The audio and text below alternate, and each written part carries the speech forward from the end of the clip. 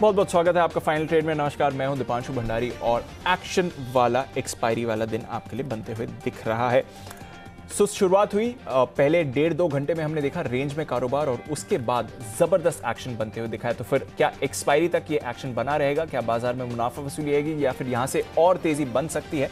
America में है long weekend. आइए शो की शुरुआत करते हैं इस समय की सबसे बड़ी बातों के साथ। निचले स्तरों से जबरदस्त रिकवरी आई है बाजार में। 17,500 के ऊपर निफ्टी आसानी से इस समय होल्ड करते हुए दिख रहा है।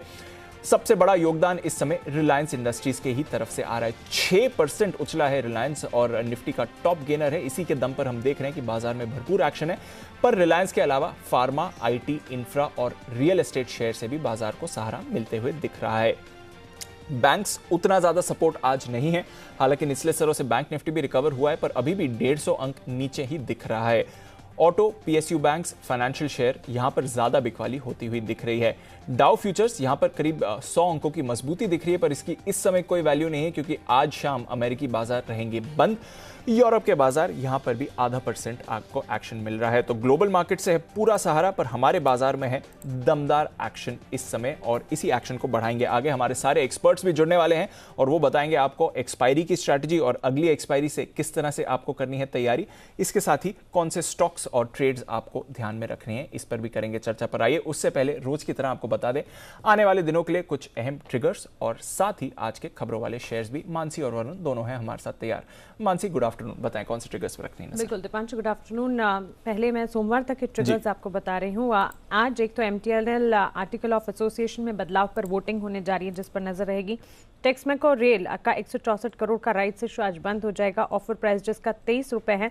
एंटाइटलमेंट रेशियो 2:7 का है और आज यूएस के बाजार थैंक्स गिविंग के चलते बंद रहने वाले हैं।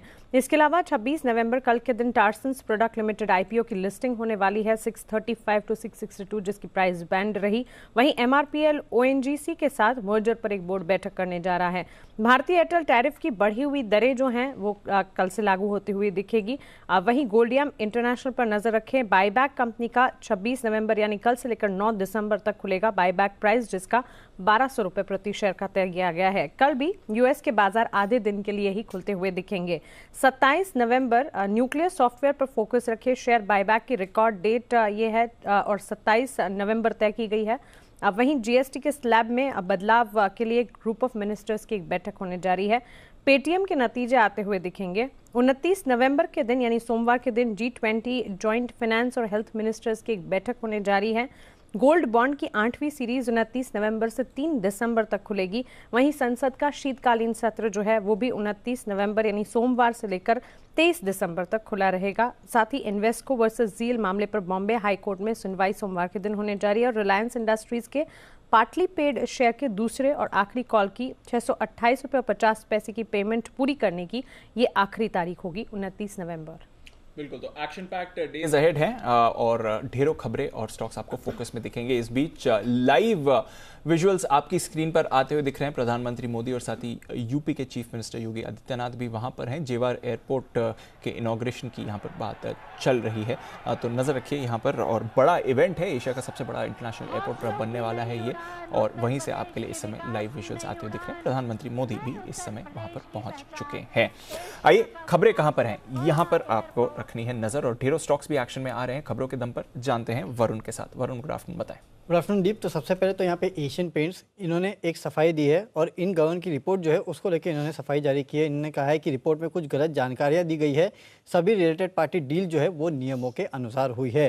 भारतीय एयरटेल नोकिया के साथ इन्होंने 5G ट्रायल किया है। 700 मेगाहर्ट्ज के बैंड में 5G का ट्रायल जो है वो भारतीय एयरटेल ने किया है। TTK प्रेस्टीज यहाँ पे अल्ट्रा फ्रेश मॉड्यूलर सॉल्यूशंस में 51% हिस्सेदारी जो है इस कंपनी ने खरीद ली है।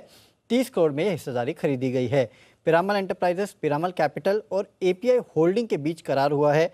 फाइनेंसिंग सॉल्यूशंस मुहैया कराने के लिए करार जो है वो किया गया है। करार के तहत 100 करोड़ लोन जो है वो बांटने का लक्ष्य है। TCS माइनिंग कंपनी साउथ 32 के से इस कंपनी को एक ऑर्डर मिला है। IT ऑपरेशंस में सुधार के लिए ऑर्डर जो है इस कंपनी को मिला है। L&T इन्फोटेक IBM के साथ मिलकर इनोवेशन सेंटर ये कंपनी खोलने वाली है। बेंगलोर में IBM के साथ मिलकर इनोवेशन सेंटर जो है वो खोला जाएगा। Orion pro solutions artificial intelligence आधारित सॉल्यूशंस जो है उसके लिए इस कंपनी ने करार किया है 5 साल के लिए 30 करोड़ के आसपास का करार जो है वो इस कंपनी ने किया, ऑर्डर जो वो इस कंपनी को मिला है। HCL टेक कंपनी ने श्रीलंका में नई यूनिट जो है वो खोली है। गेल के मैनेजमेंट की तरफ से बयान आया है कि अगले 5 से 8 साल में 1.6 लाख करोड़ के आसपास का निवेश जो है उसकी उम्मीद लगाई जा रही है पूरे सेक्टर में। आयशा मोटर्स रॉयल एनफील्ड की थाईलैंड प्लांट में ऑपरेशन जो है वो शुरू हो चुका है। ITC ये PTI के हवाले से खबर है कि नेजल स्प्रे का क्लिनिकल ट्रायल जो है ये कंपनी जल्द शुरू करने वाली है। कोरोना रोकथाम के लिए नेजल स्प्रे जो है उसका क्लिनिकल ट्रायल कंपनी करने वाली है। होम फर्स्ट यहाँ पे इकरा ने आउटलुक स्टेबल से बढ़ा के पॉजिटिव किया है। PNB केयर ने बॉन्ड की रेटिंग जो है AA स्टेबल से बढ़ा के AA+ कर दी है। और कुछ ब्लॉक डील्स है जिसमें लेटेंट व्यू एनालिटिक्स लगातार तेजी में काउंटर, आज 15,50,000 शेयर्स के बड़े सौदे हुए। ट्राइडन में 40,70,000 शेयर्स और टाटा कम्युनिकेशन में करीब 14 लाख शेयर्स के बड़े सौदे हुए हैं। ओके, तो ये है आपके लिए ढेरों खबरें जहां पर रखनी है नजर। हमारा पूरा पैनल भी है तैयार और एक्सपायरी के लिए ढेरों कॉल्स भी आ रही हैं आपके लिए। हर रोज की तरह शुरुआत करते हैं वागले साहब के साथ, बिगुल वागले का वंडर।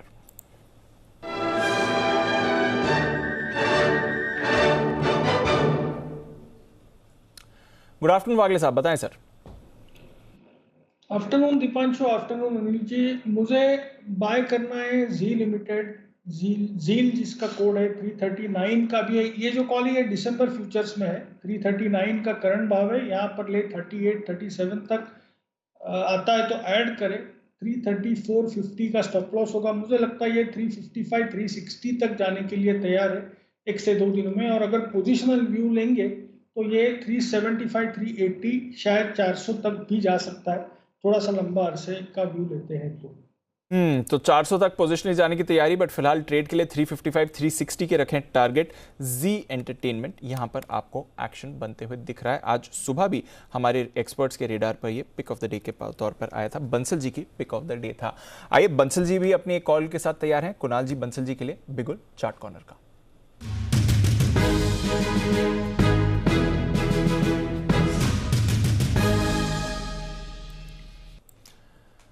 बताएं sir. Deepanshu, chart corner pick है वेदांता। जिस तरीके का टेक्निकल स्ट्रक्चर है, एक परफेक्ट शॉर्ट कवरिंग का कैंडिडेट है, परफेक्ट फ्रेश लॉन्ग्स का कैंडिडेट है। स्टॉक के अंदर एक नीट क्लीन क्लियर ब्रेकआउट देखने को मिला है। Over to Kunal ji. देखिए, जिस तरह का चार्ट स्ट्रक्चर है दीपांशु, मैसिव शॉर्ट कवरिंग हो रही है वेदांता में और ये शॉर्ट कवरिंग इसको काफी ऊपर ले जा सकती है। इसमें 380-382 के लेवल्स आपको बहुत कम वक्त में आते हुए दिख सकते हैं, इसलिए वेदांता पर हमारी खरीदारी की राय है। यहां पर एक स्टॉप लॉस रखें 362 रुपए का, 362 का।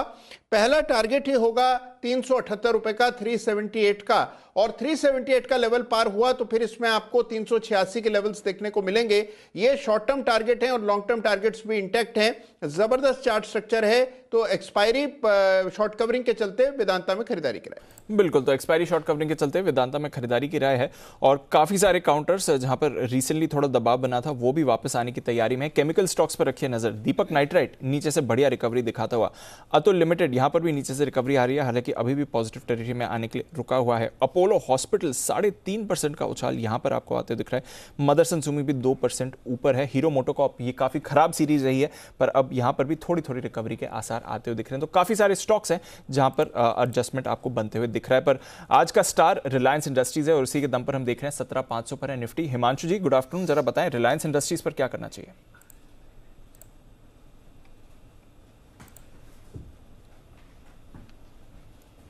इसका जो प्राइस पैटर्न है वो ये एविडेंट था कि बाजार से पहले ही स्टॉक ने एक अच्छा करेक्शन लिया। 2340 का जोन एक अच्छा सपोर्ट जोन था और मुझे लगता है कि ये जो अपसाइड है ये स्टॉक को 2600 तक के लेवल्स भी दिखा सकती है अपसाइड में शॉर्ट टर्म में। मेरा ऐसा मानना है कि जो ओवरऑल ट्रेंड है रिलायंस का वो पॉजिटिव है और यहाँ पर कोई भी गिरावट अगर मिलती है तो आपको तेजी की पोजीशन बनानी चाहिए।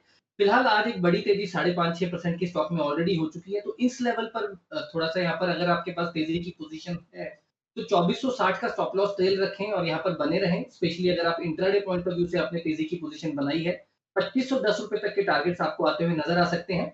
लेकिन शॉर्ट टर्म के नजरिए से मुझे लगता है कि यहाँ पर आपको 2600 रुपए तक के टारगेट्स आते हुए नजर आएंगे। और साथ ही दीपांशु जी, मेरे लिए एक बिगुल की रिक्वेस्ट थी। बिल्कुल बिगुल, हिमांशु जी के लिए BTSTT।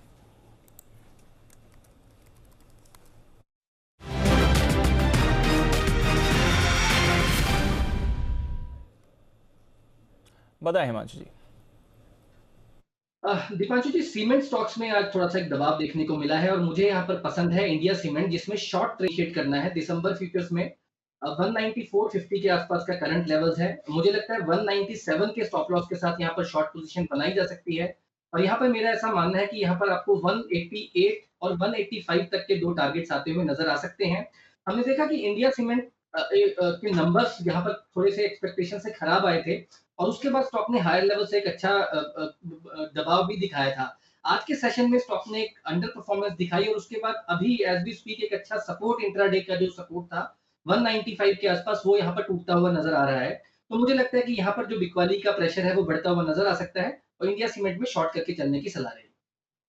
सीमेंट्स में शॉर्ट करके चलें, ये है आपके लिए हिमांशु जी की राय। दोनों तरफ का एक्शन स्टॉक स्पेसिफिक और इंडेक्स पर भी आपको बनते हुए दिख रहा है, पर एक stock highest of high beta expiry के दिन जबरदस्त एक्शन में आ रहा है। वागले साहब, इंडिया बुल्स हाउसिंग 4-4.5% ऊपर, कुछ खबरें की भी बात चल रही है इस पर, बट फिलहाल चार्ट क्या कहती है सर?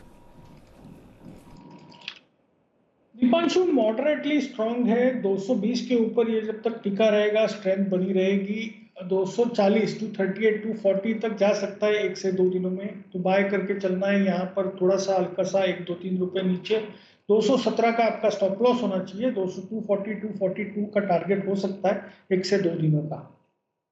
ओके, तो यह है आपके लिए इंडिया बुल्स, यहां पर आपको रखनी है नजर। एक्शन में भरपूर आते हुए दिख रहा है ये स्टॉक।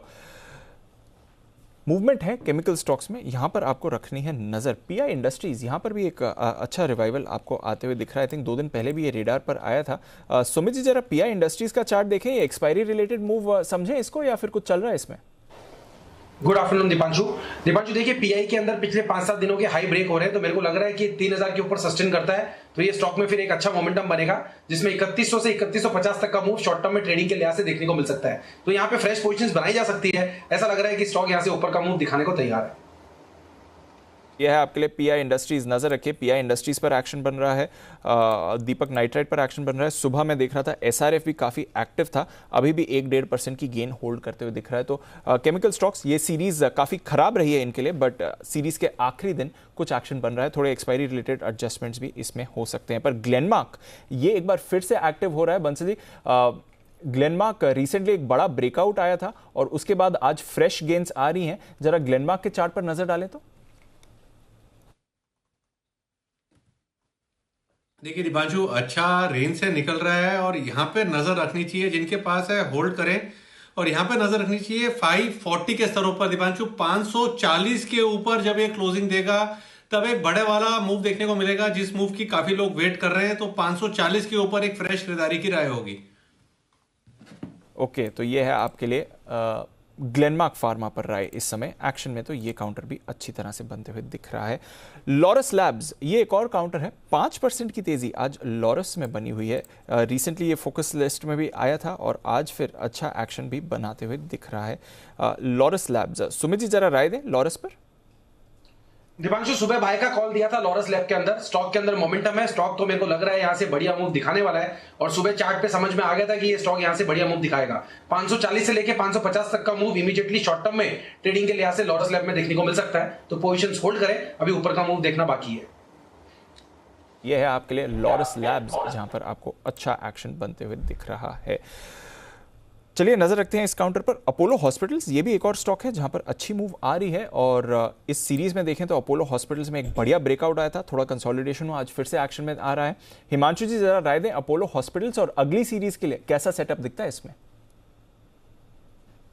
तो दीपांशु जी, बिल्कुल यहाँ पर देखिए एक अच्छे बड़े ब्रेकआउट के बाद पिछले कुछ दिनों स्टॉक ने कंसोलिडेशन दिखाया और आज जैसे ही ये स्टॉक वापस से 5450 के ऊपर निकलना शुरू हुआ, एक अच्छा मोमेंटम यहाँ पर बनता हुआ नजर आया। तो मुझे लगता है कि यहाँ पर जो जिस तरह का टेक्निकल सेटअप है, ये आपको 5650 5700 तक की अपसाइड इस स्टॉक में आते हुए नजर आ सकती है। स्टॉक का जो टेक्निकल सेटअप है वो काफी पॉजिटिव है। इस वीक बाजार में भी ये एक ऐसा स्टॉक है जिसने एक रिलेटिव स्ट्रेंथ दिखाई है अच्छी और आउट परफॉर्मेंस कहीं ना कहीं यहाँ पर दिखाने में कामयाब रहा। तो मुझे लगता है कि ये स्टॉक अगली सीरीज के हिसाब से भी पॉजिटिव व्यू है मेरा इस स्टॉक पर। मेरा ऐसा मानना है कि ये स्टॉक आपको दिसंबर एक्सपायरी में 6000 रुपए तक के लेवल्स भी दिखाने का पोटेंशियल रखता है। फॉर द टाइम बिंग मुझे लगता है कि यहाँ पर कोई भी गिरावट अगर 5450 5500 के आसपास मिलती है तो वहां पर उस गिरावट पे खरीदारी करके चलने की सलाह रहेगी। तो ये है आपके लिए अपोलो हॉस्पिटल्स, जहां पर रखनी है नज़र। इस सीरीज़ का एक तरह से ये स्टार रहा है और आज भी आप देख रहे हैं बढ़िया पार्टिसिपेशन इसमें आपको दिखेगा। कुछ और स्टॉक्स भी हैं जहां पर करनी है चर्चा, बट टेक्सटाइल स्पेस ये हमारी थीम रही है। अनिल जी ने कई बार स्टॉक्स हाईलाइट भी किए हैं और आज काफ़ी सारे टेक्सटाइल स्टॉक्स फिर से आपको एक्शन में दिखा रहे हैं। इन पर्टिकुलर टेक्सटाइल्स और यान से जुड़ी जो खबरें हैं, कॉटन यान, इस पर क्या डेवलपमेंट्स हैं जहां पर रखनी है नजर? आइए एक बार मानसी से ये जानते हैं। मानसी बताइए क्या चल रहा है यहाँ? बिल्कुल दीपांशु, देखिए कॉटन यान जो है वो महंगा हो रहा है और महंगा इसलिए हो रहा है क्योंकि कॉटन में लगातार उच्चतम स्तर पर हम महंगाई देख रहे हैं। अब इसका सीधा इम्पैक्ट जो है cotton, textile space, hosiery sector, इन तमाम स्टॉक्स पर, साथ ही अपैरल स्टॉक्स पर भी देखने को मिल रहा है। सितंबर से लेकर अब तक यानी कि सिर्फ और सिर्फ 3 महीनों में कॉटन यान की कीमतों में 20% की बढ़ोतरी देखने को मिल चुकी है। कॉटन की कीमतों में बढ़त है जिसके चलते यान में हम बढ़त देख रहे हैं। अपैरल और गारमेंट सेगमेंट की मांग लगातार बढ़ी है। अनलॉक फेज के बाद अब हम देख रहे हैं कि गारमेंट सेक्टर में एक अलग ही तरह की बढ़त मांग में देखने को मिली है, जिसका सीधा असर है जो कि हम अपैरल स्पेस में देख रहे हैं। उत्पादन और सप्लाई में कमी है और इसी के चलते कॉटन की घरेलू कीमतें जो हैं वो भी बढ़ती हुई दिख रही है। तो डिमांड भी है, कीमतें भी लगातार बढ़ रही है।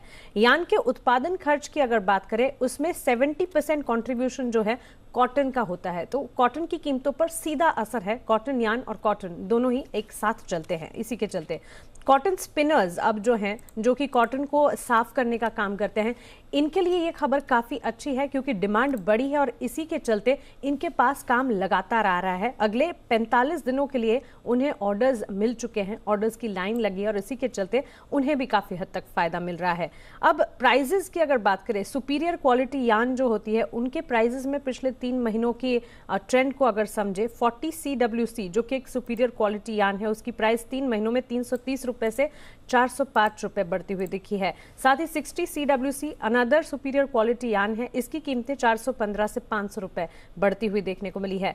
अब होजियरी इंडस्ट्री जिसमें सबसे ज्यादा कॉटन यान यूज होता है, उसकी कीमतें अगर देखें तो 2 तरह के होते हैं। 30 काउंट CCH यान होजियरी प्रोडक्ट होती है, इसमेमें इस्तेमाल होता है। इसकी कीमत जो है उसमें 103% की बढ़ोतरी देखने को मिली है। 30 काउंट CCH कैटेगरी का जो यान है, अब ये 165-170 था, वहां से 340-345 प्रति किलोग्राम होता हुआ दिखा है। तो हम देख सकते सीधा 103% की बढ़ोतरी यहां पर भी देखने को मिली है। तो क्लियरली सुपीरियर क्वालिटी यान की प्राइसेस बढ़ रही है। होजियरी इंडस्ट्री में इस्तेमाल होने वाले यान की प्राइसेस भी बढ़ रही है और यान एक्सपोर्ट की स्थिति जो है वो भी अच्छी है। FY21 के मुकाबले FY22 में यान एक्सपोर्ट में 22% का उछाल हमने देखा है। इन तमाम खबरों के चलते आप देखिए होजियरी शेयरों पर फोकस रहेगा, जैसे कि page industry, VIP clothing, dollar industry, Dornier India, ये तमाम कंपनियों पर नजर रखनी है। साथ ही अपैरल स्टॉक्स पर भी खास फोकस रखे। SP apparel, Welspun India, Ambika cotton, Arvind fashion, Himmat Singh का सीड, ये तमाम आज दिन की शुरुआत से हमने एक्शन में देखे हैं। बिल्कुल ज़बरदस्त एक्शन है, इस पूरी स्पेस पर ही एक्शन है। मार्च अप्रैल से हमारी फोकस लिस्ट में भी रहे ये काउंटर्स और वहाँ से आप बढ़िया मूव देख रहे हैं। अनिल जी ने कहा है कि आने वाले साल के लिए भी यहाँ पर आपको रखनी है नज़र। एक्सपोर्ट्स की भी दमदार डिमांड रही है। SP अपैरल्स हमारा SIP स्टॉक भी था, 12 तारीख को हमने इसकी बात करी थी। 185 के लेवल पर 250 के टारगेट्स दिए थे। आज भी आपको ज़बरदस्त एक्शन में दिखा रहा है, 400 के ऊपर है और जैन साहब के जेम्स में भी ये फीचर हुआ है। 200 के आसपास जैन साहब ने भी रिकमेंड किया था 250 के टारगेट्स ले, 400 पर है काउंटर। जैन साहब भी हमारे साथ हैं तैयार। जैन साहब, टेक्सटाइल स्टॉक्स रुकने का नाम ही नहीं ले रहे, ये जो मानसी भी बता रही है, कुछ और नए डेवलपमेंट्स, ग्लोबल डिमांड इतनी ज़बरदस्त है और यहाँ से कैसी चाल रहेगी सर? बिल्कुल बिल्कुल, thank you Deepanshu ji. First of all आपको याद रहा SP Apparels, Siyaram Silk, Nitin Spinners, Lux, Dollar, Rupa, Ambika Cotton, Indo Count, Kewal Kiran, the list is long and सब क्वालिटी स्टॉक्स और इन सबको वन आफ्टर दी अनदर कहीं ना कहीं जैन साहब के जेम्स में भी कवर किया हुआ है और जनरली हमारे सारे को पैनलिस्ट भी इन स्टॉक्स को देते हैं और अनिल जी का भी ये चहेता सेक्टर। और इनफैक्ट देखिए इंडिया का तो टेक्सटाइल सेक्टर अभी भी मुझे लगता है कि as compare to our neighbouring country और बड़ा होना चाहिए, जिस तरीके से अपनी साइज, और सरकार भी बहुत फोकस्ड है इस पर्टिकुलर सेक्टर के ऊपर। सबसे बड़ा एम्प्लॉयर है इंडस्ट्री का, इकोनॉमी में one of the biggest employers, और ये सारी न्यूज काफी पॉजिटिव है। एंड मुझे लगता है जो पेंट अप डिमांड है और फिर जो भारत की डिमांड है, जो रूरल इंडिया की डिमांड है, उसकी वजह से ये जो होजियरी वाले स्टॉक्स है और जो रेडीमेड गारमेंट्स वाले स्टॉक्स है ये और बढ़िया करेंगे। तो मेरे हिसाब से ये स्टॉक्स बहुत करेक्टेड लेवल्स पे है। अगर इनके आप सियाराम सिल्क या ये सब के 2018 के भाव देखें, उनके सामने अगर उनके चार्ट्स देखें तो बहुत ही अभी भी बहुत स्कोप है। इतना चलने के बाद भी जो आपने नीचे के लेवल से ऊपर का बताया, मैं बोलता हूं ऊपर के लेवल से आप नीचे को देखिए तो अभी भी लगता है कि अभी कुछ हुआ ही नहीं है। So I am very bullish on the stock, all the stocks. And मुझे लगता है जिन्होंने ले रखा है, और भी बहुत सारे छोटे छोटे नाम हैं जिनको हम कई बार रेकमेंड नहीं कर पाते, 200 करोड़ 100 करोड़ की कंपनीज है, but they are doing very well और फंडामेंटल्स बहुत इंप्रूव हो रहे हैं, क्योंकि पहले इनकी बैलेंस शीट में डेट्स काफी हुआ करता था, अब ये लोग काफी उस चीज पे ध्यान देने लगे हैं, बैलेंस शीट की क्वालिटी पे ध्यान देने लगे हैं। तो मुझे लगता है कि इन स्टॉक्स पे बिल्कुल बने रहें और जहां पे भी डिप्स आए खरीदने की कोशिश करें। बिल्कुल, तो बने रहिए, डिप्स पर खरीदारी करिए। अच्छी तेजी ऑलरेडी इस स्पेस में बन चुकी है, पर यहां पर और तेजी का आपको एक्शन बनते हुए दिख सकता है। एसपी अपैरल्स हमारा एसआईपी स्टॉक था, सियाराम सिल्क एक और काउंटर, केपीआर मिल्स तो जबरदस्त तेजी में रहा है और लगातार हमारे एक्सपर्ट्स इन काउंटर्स के बारे में आपको बताते भी हैं। आइए एक कॉल दे रहे हैं हिमांशु जी बिगुल, उनके लिए BTSTT का।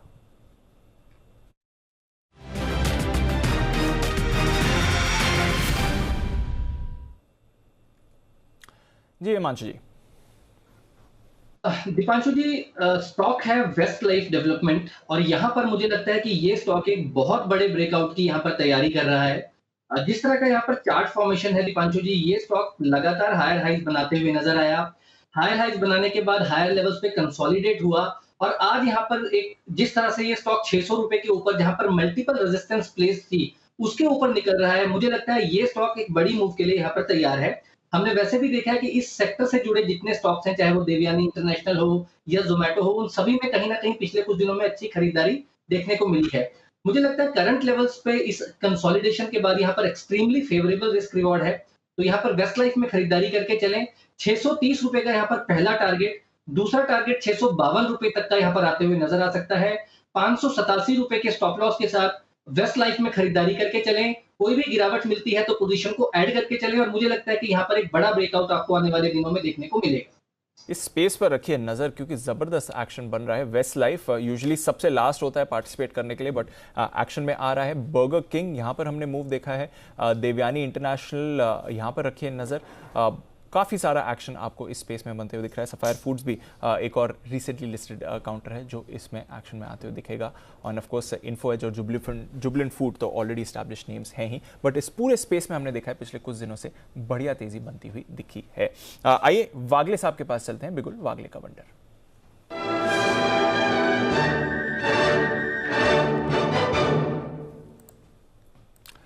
बताएं वागले साहब। दीपांशु, चंबल फर्टिलाइजर्स मेरे रडार पर आ रहा है। 403 403 का भाव है। मुझे लगता है ये 412 415 तक जाने के लिए तैयार है। आज होगा या शायद आज और कल में होना चाहिए।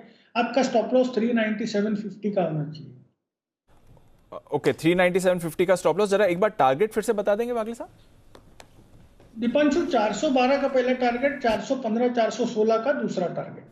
ओके, तो ये है आपके लिए चंबल फर्टिलाइजर। जैन साहब, आपसे भी फर्टिलाइजर स्टॉक्स पर एक बार राय लेनी थी। थोड़े एक्शन में वापस आते हुए दिखे। कुछ खबरें भी चल रही हैं कि गवर्नमेंट ज्यादा सब्सिडी की मांग कर सकती है जहां तक फर्टिलाइजर का सवाल है। आज सुबह यूपीएल भी खबरों में था, क्योंकि बात चल रही थी कि प्रमोटर ने वहां पर थोड़ी हिस्सेदारी बढ़ाई है, कुछ शेयर्स खरीदे हैं। फर्टिलाइजर स्पेस पर क्या राय रखते हैं जैन साहब? बिल्कुल, I am always very bullish, but somehow जो PSU फर्टिलाइजर स्टॉक्स है वो उतना परफॉर्म नहीं कर पा रहे हैं। बट चंबल इनफैक्ट FNO में भी आ गया और जबरदस्त मूव दिया है। दीपक फर्टिलाइजर्स अच्छा कर रहा है और मुझे लगता है GSFC RCF इन पे ध्यान दे। और जब इलेक्शन टाइम्स आने लग जाते हैं और जैसे बिहार, यूपी और ये सब स्टेट्स में आने लगता है तो कहीं ना कहीं देखिए ये सारे स्टॉक्स में एक्शन आने लगता है। सो मेरे हिसाब से तो फर्टिलाइजर स्टॉक्स में वैल्यूएशंस बहुत बढ़िया है। और जैसे ही ये रबी की फसल और खरीफ और ये सारी चीजों का जब इम्पैक्ट आने लगता है और MSPs अगर बढ़ती हैं तो मुझे लगता है कि इसका बहुत बड़ा पॉजिटिव इंपैक्ट इन स्टॉक्स में मिलता है। और जिस तरीके से DBT होने लग रही है और वो सारी चीजें हैं, काफी एक्शन है। ओवरऑल आई फील दैट कि दिस इज वन सेक्टर जिन पे बिल्कुल नजरें बनाए रखनी चाहिए, क्योंकि ऐसे मार्केट्स में भी यहाँ पे वैल्यूएशन कंफर्ट मिल रहा है और डाउनसाइड रिस्क बहुत कम लगती है। And I feel that risk reward ratio को देखते हुए और डिविडेंड यील्ड को देखते हुए इन स्टॉक्स में बिल्कुल बाइंग की जा सकती है। स्टैगर्ड वे में बिल्कुल एंट्री लेनी चाहिए इन स्टॉक्स में। बिल्कुल स्टैगर्ड वे में एंट्री आप ले सकते हैं, बट पूरे फर्टिलाइजर पैक पर आपको इस समय एक्शन आते हुए दिख रहा है। तो नजर रखिए यहाँ पर फर्टिलाइजर्स इस समय अच्छी तेजी दिखा सकते हैं। आरसीएफ एक और चार्ट जहां पर आपको थोड़ा मूवमेंट आते हुए दिखा है। सुमित जी जरा आरसीएफ के चार्ट भी देखें, बाकी फर्टिलाइजर्स की तरह ये भी मूव कर रहा है, कोई ट्रेड का मौका दिखता है सर? दीपांशु, मोमेंटम बन रहा है फर्टिलाइजर्स स्टॉक के अंदर। आरसीएफ के अंदर जहां तक सवाल है, आरसीएफ के अंदर 76 77 का लेवल जैसे ही टूटेगा तो 80 से 82 रुपए तक का मूव ऊपर में देखने को मिल सकता है शॉर्ट टर्म में ट्रेडिंग के लिहाज से, और उसके बाद ही इसके अंदर कोई बड़ा मूव बनेगा। फिलहाल एक छोटा मूव के लिए 4-5 रुपए के मूव के लिए यहाँ पे बाइंग बन सकती है। नीचे के अंदर स्टॉप लॉस बनेगा 73 रुपीज का। ओके, तो ये है आपके लिए आरसीएफ जहां पर आपको रखनी है नजर। स्पिक एक और काउंटर, सुमित जी ने भी बात करी इसकी, राकेश जी कुणाल जी के रेडार पर भी आए। वहां पर देखिए वर्टिकल स्पाइक आपको आते हुए दिख रहा है। सदर्न पेट्रो बड़ा स्पाइक यहां पर आपको आते हुए दिख रहा है। दीपक फर्टिलाइजर्स यहां पर भी एक्शन है। मैंगलोर केमिकल्स यहां पर भी आपको रखनी है नजर। तो फर्टिलाइजर पैक पर जैसे हम बात कर रहे हैं, आपको यहां पर एक मूवमेंट बनती हुई दिख रही है। नजर रखिएगा इस स्पेस पर, आपको आने वाले समय में थोड़ा और एक्शन दिखेगा। बाजार भी दिन के ऊपरी स्तर पर आ रहे हैं और बैंक निफ्टी भी नीचे से रिकवर होकर एकदम फ्लैट होते हुए दिख रहा है। 37,400 का लेवल बैंक निफ्टी ने रिक्लेम करा है। निफ्टी अब 17,550 की तरफ एक अटेम्प्ट कर रहा है। तो बड़ा एक्शन इस समय बाजार में आपको आते हुए दिखेगा। 120 अंकों की तेजी के साथ डेज हाई पर निफ्टी फिलहाल ट्रेड करते हुए दिख रहा है। तो अच्छा एक्शन बाजार में इस समय आपको मानना चाहिए। और बैंक्स रिवाइवल की तरफ मूव कर रहे हैं। फाइनेंशियल्स में एक अच्छी रिकवरी के आसार आपको दिख रहे हैं। पीरामल एंटरप्राइजेस, जरा इसकी चार्ट भी पुल अप करिए। 2650 का लेवल पीरामल क्रॉस करते हुए दिख रहा है। वागले साहब जरा राय दें पीरामल पर सर। दीपांशु, पिरामल में व्यू बुलिश है। मेरे लिए 2700 का पहला टारगेट 2700 के पार निकलेगा तो सीधा 2800 तक वन में जाना चाहिए, और ये व्यू बहुत जल्दी मतलब 1 से 2 दिनों में ये वीकेंड तक ही आ सकता है। 2800 क्रॉस करना थोड़ा सा मुश्किल है। ऑन द डाउन साइड 2600 का एक सपोर्ट है जो ब्रेक होना नहीं चाहिए, उसके नीचे का आपको स्टॉप लॉस रखना चाहिए। तो ये है आपके लिए बैंक निफ्टी पर, माफ कीजिएगा पीरामल एंटरप्राइजेस पर वागले साहब की राय पर। बैंक निफ्टी पर रखिए नजर। आज ओपनिंग के बाद की पहली कॉल अनिल जी की तरफ से आई थी और वो बैंक निफ्टी पर खरीदारी की थी। उसके बाद हमने देखा बाजार थोड़े सुस्त हुए, रेंज में ट्रेड करे, बट वहां से जो रिकवरी आई है वो शानदार रही है इस समय। और बैंक निफ्टी भी अब पूरा रिकवर होकर अनिल जी के टारगेट पर आते हुए दिख रहा है। एक बार देख लेते हैं आज सुबह क्या राय दी गई थी। बैंक निफ्टी चल रहा है इस वक्त 37,180 के आसपास स्पॉट लेवल में आपको दे रहा हूँ। यहाँ पर खरीदारी करने की राय है दीप, और 37,000 का स्टॉप लॉस, 175 अंक नीचे है। 37,350, 37,450 दो छोटे टारगेट हैं। उसके बाद का आगे डिसाइड करेंगे आगे क्या कुछ होता है। तो ये है आपके लिए बैंक निफ्टी पर एक कॉन्ट्रा कॉल है। जी बिजनेस के मैनेजिंग एडिटर अनिल सिंघवी ने आज के 2000 में निफ्टी बैंक में जो स्ट्रैटेजी आप लोगों के सामने पेश की थी वो हमने आज दिन के दौरान हिट होते हुए देखी है।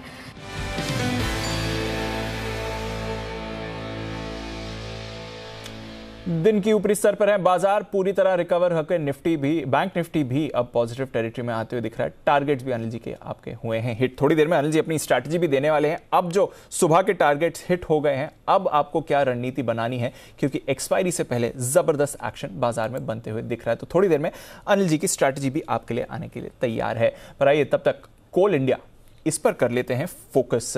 खबर तो अच्छी आई है, स्टॉक ने रिएक्शन वैसे ज्यादा दिया नहीं है, बट कोल इंडिया प्राइजेस को लेकर फाइनली कुछ कमेंट्री कंपनी की तरफ से आती हुई दिख रही है। आइए इसके बारे में जानते हैं आशीष के साथ। आशीष बताइए क्या कमेंट्री आई है और आगे के क्या प्लान्स की बात करिए। बिल्कुल दीपांशु, कल इनका एनालिस्ट कॉल हुआ था और वहां पर चेयरमैन ने कहा है कि अब प्राइस बढ़ना जो है इनएविटेबल हो गया, यानी समझ लीजिए निश्चित हो गया। काफी स्ट्रॉन्ग कमेंट्स प्राइजेस पर आते हुए नजर आ रहे हैं। काफ़ी करीब 2-2.5 महीने से हम उम्मीद लगा के चल रहे हैं कि कीमतें जो है 10 से 12% बढ़ती हुई नजर आएंगी, लेकिन हमने देखा था कि देश में जिस प्रकार से कोयले की शॉर्टेज थी, पावर की मांग में एक बड़ा इजाफा देखने को मिला था, तो कंपनी ने कॉन्शियस कदम उठाया और कीमतें नहीं बढ़ाई। लेकिन अब मैनेजमेंट जो कह रहा है कि इनएविटेबल हो गया है, निश्चित हो गया कि कीमतें बढ़ती हुई नजर आएंगी। और हिस्टोरिकली हमने देखा है कि जब भी कोयले की कीमतें 10% के आसपास बढ़ती हैं तो कम से कम इनके अर्निंग्स में 12 से 13% का इजाफा देखने को मिलता है। आखिरी बार जो कीमतें 2018 में बढ़ी थी, तो काफ़ी लंबे समय से जो है यहाँ पर कीमतें बढ़ना ड्यू है। और अच्छी बात यह भी है कि जिस प्रकार से सेंट्रल गवर्नमेंट ने एक्साइज की दरें घटाई हैं और काफ़ी सारी स्टेट गवर्नमेंट्स ने भी वैट और एक्साइज घटाया। उसके चलते अगर आप देखें तो जो डीजल की कीमतें हैं इसमें एक काफ़ी गिरावट आई है। इसका भी एक बड़ा बेनिफिशियरी कोल इंडिया, क्योंकि इनका जो ऊर्जा खर्च है इसमें थोड़ी सी जो है बचत होती हुई नजर आएगी। तो हर लिहाज से अगर आप देखें, क्योंकि ई ऑक्शन प्रीमियम के बारे में भी जो मैनेजमेंट है वो काफ़ी बुलिश नज़र आ रहे हैं। वो कह रहे हैं कि ई ऑक्शन प्रीमियम काफ़ी बढ़िया देखने को मिल रहा है और मांग भी काफ़ी बढ़िया है, जिसके चलते आगे के जो केपेक्स प्लान्स है वो भी इन्होंने अनाउंस किए। तो हर तरफ से अगर आप देखें तो कमेंट्री काफ़ी बढ़िया है, लेकिन स्टॉक प्रदर्शन नहीं दिखा रहा। स्टॉक तो प्रदर्शन दिखा ही नहीं रहा है। काफी समय से बात चल रही है कि दाम बढ़ाने की जरूरत है। वैसे इन्होंने अभी तक दाम बढ़ा ही नहीं ना, अभी तक रिवीजन नहीं हुआ है। और कितने दाम बढ़ाने की बात चल रही है? 10 से 12% कीमतें बढ़ सकती हैं। 10 से 12% कीमतें बढ़ सकती हैं। बट अगर आप इसकी थोड़ी लॉन्गर टर्म चार्ट देखेंगे, 6 महीने 1 साल की चार्ट देखेंगे तो थोड़ी रैली जरूर आई थी सितंबर अगस्त के पीरियड में, जब कोल शॉर्टेज की बात चल रही थी, पावर डिमांड ऊपर जा रही थी, पर दाम बढ़े नहीं हैं और वापस हम देख रहे हैं कि स्टॉक दबाव में आपको आते हुए दिखा है। तो 6 महीने में एकदम फ्लैट रहा है ये काउंटर, कुछ परफॉर्मेंस नहीं रही है कोल इंडिया की। देखते हैं आगे जाकर क्या दाम फाइनली बढ़ते हैं या नहीं, और फिर क्या कोल इंडिया को राहत मिलेगी। बट अग्रेसिव एक्सपेंशन प्लान्स हैं कंपनी की तरफ से भी इस समय। हिमांशु जी, चार्ट्स पर क्या राय है कोल इंडिया की? वैसे तो ज्यादा एक्शन नहीं है और ऊपर से फिसला भी है, बट 2 दिनों में अच्छी रिकवरी देखी थी, आज फिर से थोड़ा फिसलते हुए दिख रहा है। देखिए दीपांशु, स्टॉक ने जो एक अच्छा रनअप दिखाया था, जब 200 रुपए तक के स्टॉक ने हाई बनाए थे, उस रनअप के बाद ये जो गिरावट है यहाँ पर कहीं ना कहीं 150-152 रुपए के आसपास मल्टीपल सपोर्ट जोन्स प्लेस्ड थे, और उन लेवल्स को टेस्ट करने के बाद एक जो स्टॉक ने साइकोलॉजिकल लेवल और मल्टीपल सपोर्ट्स को रीटेस्ट करने के बाद एक यहाँ पर रिबाउंड पिछले 2-3 दिनों में दिखाया है। बट मुझे लगता है कि यहाँ से कोई किसी तरह की बड़ी मूव अभी शायद आपको नियर टर्म में देखने को ना मिले, और मेरा ऐसा मानना है कि ये स्टॉक शॉर्ट टर्म में 150 और 160-65 की जोन में एक आपको कंसोलिडेशन करता हुआ नजर आए। तो फिलहाल यहाँ पर कोई ट्रेंडिंग मूव मुझे लगता है शायद आपको देखने को ना मिले। मेरे को लगता है कि एक बड़ी गिरावट के बाद थोड़े दिनों शायद यहाँ पर एक कंसोलिडेशन का माहौल बनता हुआ नजर आ सकता है। तो ये है आपके लिए कोल इंडिया, कंसोलिडेशन के दौर में आते हुए दिख रहा है। अच्छी मूव आई थी बट वो स्टोरी खत्म हो चुकी है। अब देखते हैं जब फाइनली ये दाम बढ़ाते हैं तो फिर क्या वापस स्टॉक में इंटरेस्ट आएगा या नहीं। बट 2:30 बज गए हैं और समय है स्वागत करने का सीटी साहब का उनकी शॉर्ट टर्म पिक्स के लिए।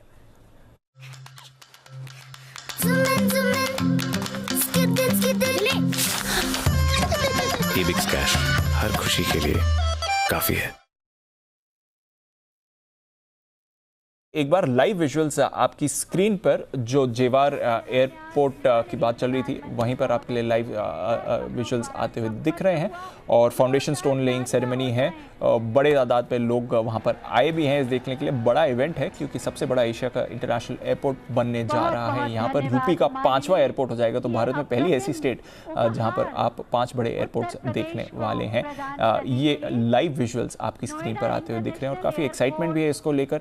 एविएशन सेक्टर पर भी फोकस इस पर बढ़ेगा, कनेक्टिविटी बढ़ेगी। दिल्ली एनसीआर रीजन की एक नया इंटरनेशनल एयरपोर्ट जब वहां पर बनकर रेडी हो जाएगा तो नजर रखिए काफी बड़ा डेवलपमेंट ये होते हुए दिख रहा है। और थोड़ा इसका पॉजिटिव रब ऑफ इफेक्ट आप कुछ और काउंटर्स पर भी देख रहे हैं। आज सुबह मैं देख रहा था जैकॉप और RIIL, हालांकि जेवार एयरपोर्ट से दूर दूर तक इनका कुछ लेना देना नहीं है, बट नवी मुंबई एयरपोर्ट का इनका डायरेक्ट रिलेशन है। आज थोड़ा सेंटिमेंटल इंपैक्ट इन स्टॉक्स में भी आपने सुबह के ट्रेडिंग सेशन में आते हुए देखा था, तो नजर रखिए। वैसे कोई जेवार एयरपोर्ट से इनका डायरेक्ट रिलेशन है नहीं, बट आज स्टॉक्स दोनों चल रहे हैं सेंटिमेंटल पॉजिटिव की तरह, अगर आप इसको मान कर चलें तो। आइए, सेठी साहब हैं हमारे साथ तैयार। सेठी साहब, गुड आफ्टरनून सर। जबरदस्त एक्शन, जबरदस्त रिकवरी बाजार में आती हुई दिख रही है, बताएं सर क्या करना है आज? Good afternoon Deepanshu. बिल्कुल, बाजार में एक निचले लेवल से बहुत अच्छी शानदार रिकवरी हुई है और बहुत ही अच्छा बाजार लग रहा है, और 2 स्टॉक्स है, दोनों में खरीदारी करने की सलाह, और आज दोनों स्टॉक्स कैश मार्केट के हैं दीपांशु। बिल्कुल, दोनों स्टॉक्स कैश मार्केट के हैं। और सेठी साहब, आप आज की पिक्स दें उससे पहले सियाराम सिल्क, कल आपने इसकी बात करी थी, आज भी अच्छे एक्शन में आ रहा है और बाकी टेक्सटाइल स्टॉक्स भी आज फेवर में आ रहे हैं सर, तो एक बार जरा वो कॉल भी अपडेट कर दें।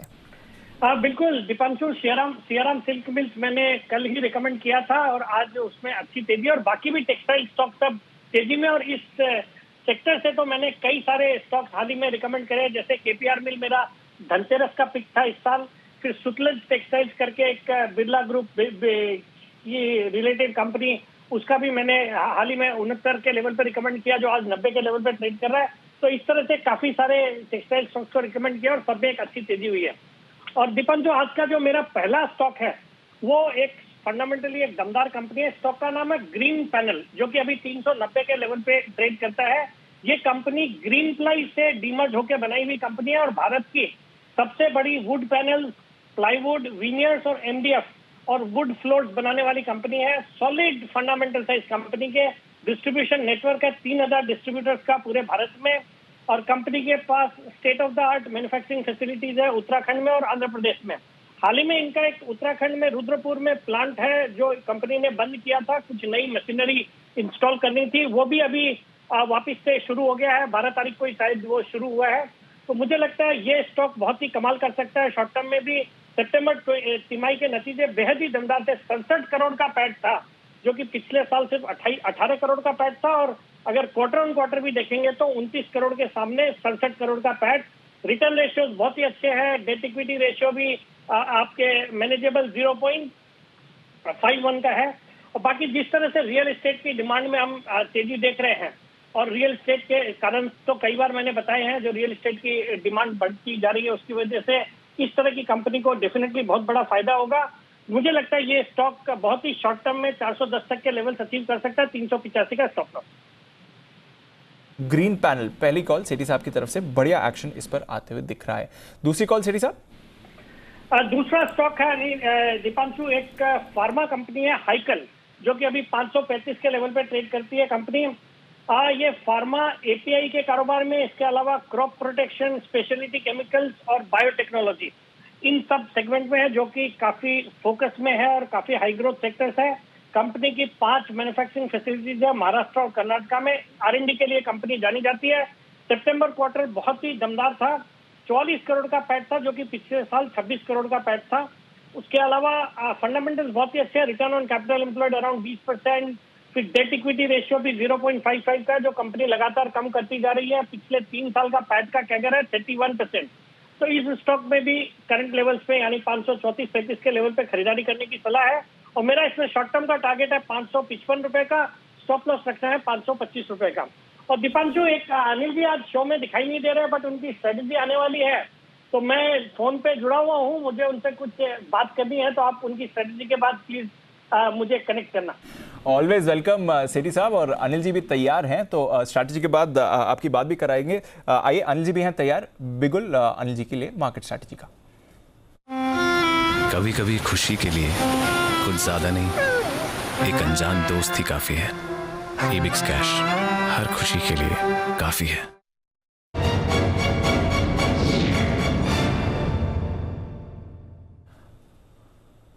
Anil ji, good afternoon. Market की स्ट्रैटेजी, आपकी स्ट्रैटेजी का इंतजार था मार्केट को। हालांकि आज शाम को अमेरिकी बाजार बंद है, पर डाउ फ्यूचर्स पर पॉजिटिव ट्रेड होते हुए दिख रहा है।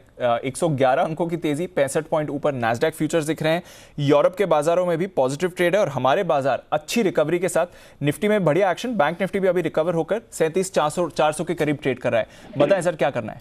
बिल्कुल दीप, तो शुरुआत के मिनटों में जो स्ट्रेटेजी थी कि खुलते ही खरीदना चाहिए और थोड़ा सा नीचे मिले तो और आप ऐड कर सकते हैं, तो कल के लोस को होल्ड किया है बाजार ने। 17,350 और 37,125 का बैंक निफ्टी का जो स्ट्रॉन्ग सपोर्ट लेवल है, वहां से घुमाई, और हमने 37,000 के स्टॉप लॉस के साथ खरीदारी करने की राय दी थी, और 37,450 का जो टारगेट था उसके लगभग करीब पहुंचा है। स्टॉप लॉस को ट्रेल करते चले आप, और अभी भी लॉन्ग पोजीशन को होल्ड करें, क्योंकि निफ्टी में ज्यादा मजबूती दिख रही है और अच्छी शॉर्ट कवरिंग के आसार बन रहे हैं। 17,500 पर जो ओपन इंटरेस्ट लगभग 72-73 लाख शेयरों का था, वो पार करके निफ्टी टिकता हुआ दिख रहा है। तो अब 3:05 तक अगर निफ्टी 17,500 के ऊपर टिका रहता है, तो दीप ये आज ही 17,550 पहला पड़ाव होगा, और उसके बाद 17,600 की तरफ बढ़ सकता है, और 17,600 के आसपास पहुंचने पर वहां पर आपको प्रॉफिट बुकिंग हल्की फुल्की करके वापस इंतजार करना चाहिए नीचे का। जहां तक बैंक निफ्टी का सवाल है, 37,100 आपके लिए आज सपोर्ट हो गया। ऊपर की तरफ एक बार 37,500 को पार करके टिका, तो 37,600 और 37,750 तक के लेवल्स बैंक निफ्टी में आने की संभावना बनेगी। तो जिस तरह की पोजीशंस बनी है उसको देखते हुए सपोर्ट आपके लिए ऊपर की तरफ शिफ्ट होता हुआ दिखा है, वो एक अच्छी बात है, पहली चीज। और सुबह हम बात भी कर रहे थे कि ज्यादा संभावना 37,500 के आसपास की एक्सपायरी की है, तो वहाँ 17,500 के आसपास की एक्सपायरी की है, उस लेवल के आसपास पहुंचा है, और बैंक निफ्टी भी 37,500 की तरफ थोड़ा सा बढ़ता हुआ दिख सकता है। जो कॉल राइटिंग होकर रखी है उसके चलते हुए थोड़ा ऊपर की लेवल पर हल्का फुल्का एक बार प्रॉफिट बुकिंग आ सकती है, लेकिन ओवरऑल चूंकि अमेरिका बंद है, कल भी हाफ डे है और थोड़ा मार्केट ओवरसोल्ड है, उस लिहाज से थोड़ी खरीदारी और हो सकती है। तो आखिरी 1 घंटे में मजबूती रहने की संभावना आप मानकर चल सकते हैं, ये इस बार संकेत आते हुए दिखते हैं जी। बिल्कुल, तो मजबूत संकेत है और मजबूती बनी रह सकती है। थोड़ा ऊपरी स्तरों पर हल्के होंगे बट बाजार अच्छे एक्शन में है। अच्छा सर, सेठी साहब को आपसे कुछ बात करनी थी अनिल जी, तो over to you Sethi sir. बिल्कुल दीपांशु, अनिल जी से एक तो पहले जानना था, आज स्ट्रेटेजी कर रहे हैं लेकिन एब्सेंट है। हम लोग भी जब एब्सेंट होते हैं तो हम कहाँ गए थे, ससुराल वालों के पास गए, क्या गए, सब कुछ हमको भी सफाई देनी पड़ती है। तो अनिल जी आज तो कोई खास कारण होगा, आप आज दिखाई नहीं दे रहे हो? नहीं, बिल्कुल नॉर्मल सा कारण है, घर पे ही हूँ। कहीं मैं आपकी तरह कहा मेरा इतना अच्छा सौभाग्य कि मैं बार बार ससुराल जा पाऊँ। अरे अनिल जी आज एक खास दिन है, सभी जी बिजनेस के लाखों करोड़ों दर्शकों को मालूम होना चाहिए अनिल जी की आज 25वीं शादी की सालगिरह है, सिल्वर एनिवर्सरी मना रहे हैं अनिल जी। तो आपको और नीतू भाभी को आपके 25वीं शादी की सालगिरह पे बहुत बहुत ढेरों शुभकामनाएं, और आशा करता हूँ ये आने वाले जो आगे के 25 साल है, इस 25 साल से भी ज्यादा एक्साइटिंग, ज्यादा हैपनिंग हुए। Anil ji, I very happy silver wedding anniversary to you and भाभी। अरे thank you sir, thank you. क्योंकि जनरली मैं सोचता हूँ कि एनिवर्सरी अपना मतलब वो पर्सनल अफेयर टाइप होता है, तो इसलिए मैंने कहा कि आधे दिन की छुट्टी ले ली जाए, लेकिन थोड़ा एक्टिव तो हुई। बहुत बहुत धन्यवाद आपका। और जो आपने विशेष दिए सेठी साहब, 25 साल बाद भी आप ही इसी तरह से विश करें, ये मेरी शुभकामनाएं। थैंक यू सो मच, बहुत बहुत धन्यवाद आपका। Thank you Anil ji. बहुत बहुत बधाइयाँ अनिल सर, और स्टूडियो में आपको मिस कर रहे हैं but of course Anil sir हमारे साथ शो में भी जुड़े हुए हैं और दमदार स्ट्रैटेजी दी है, और 3:20 को भी अनिल सर से फाइनल मार्केट स्ट्रैटेजी भी लेंगे। बट फिलहाल जैसा अनिल जी ने आपके लिए बताया, ज़बरदस्त एक्शन है। ऊपरी स्तरों पर आप चाहें तो थोड़ी मुनाफा वसूली देख सकते हैं, बट रुझान इस समय बाजार का पॉजिटिव है और इंपॉर्टेंट लेवल्स अगर होल्ड करे तो और अच्छा एक्शन आपको मिलेगा। अनिल सर से आपसे फिर दोबारा जुड़ेंगे सर 3:20 को, और आपकी स्ट्रैटेजी फिर से हम लेंगे भी। बट फिलहाल प्रधानमंत्री मोदी जेवर एयरपोर्ट के भूमिकरण पर बात कर रहे हैं, आइए चलते हैं उनके पास। देश के लोगों को, उत्तर प्रदेश के हमारे कोटि कोटि भाई बहनों को नोएडा इंटरनेशनल एयरपोर्ट के भूमि पूजन की बहुत बहुत बधाई। आज इस एयरपोर्ट के भूमि पूजन के साथ ही दाऊजी मेले के लिए प्रसिद्ध जेवर भी अंतर्राष्ट्रीय मानचित्र पर अंकित हो गया है। इसका बहुत बड़ा लाभ दिल्ली एनसीआर और पश्चिमी यूपी के करोड़ों करोड़ों लोगों को होगा। मैं इसके लिए आप सभी को, पूरे देश को बधाई देता हूं। साथियों, 21वीं सदी का नया भारत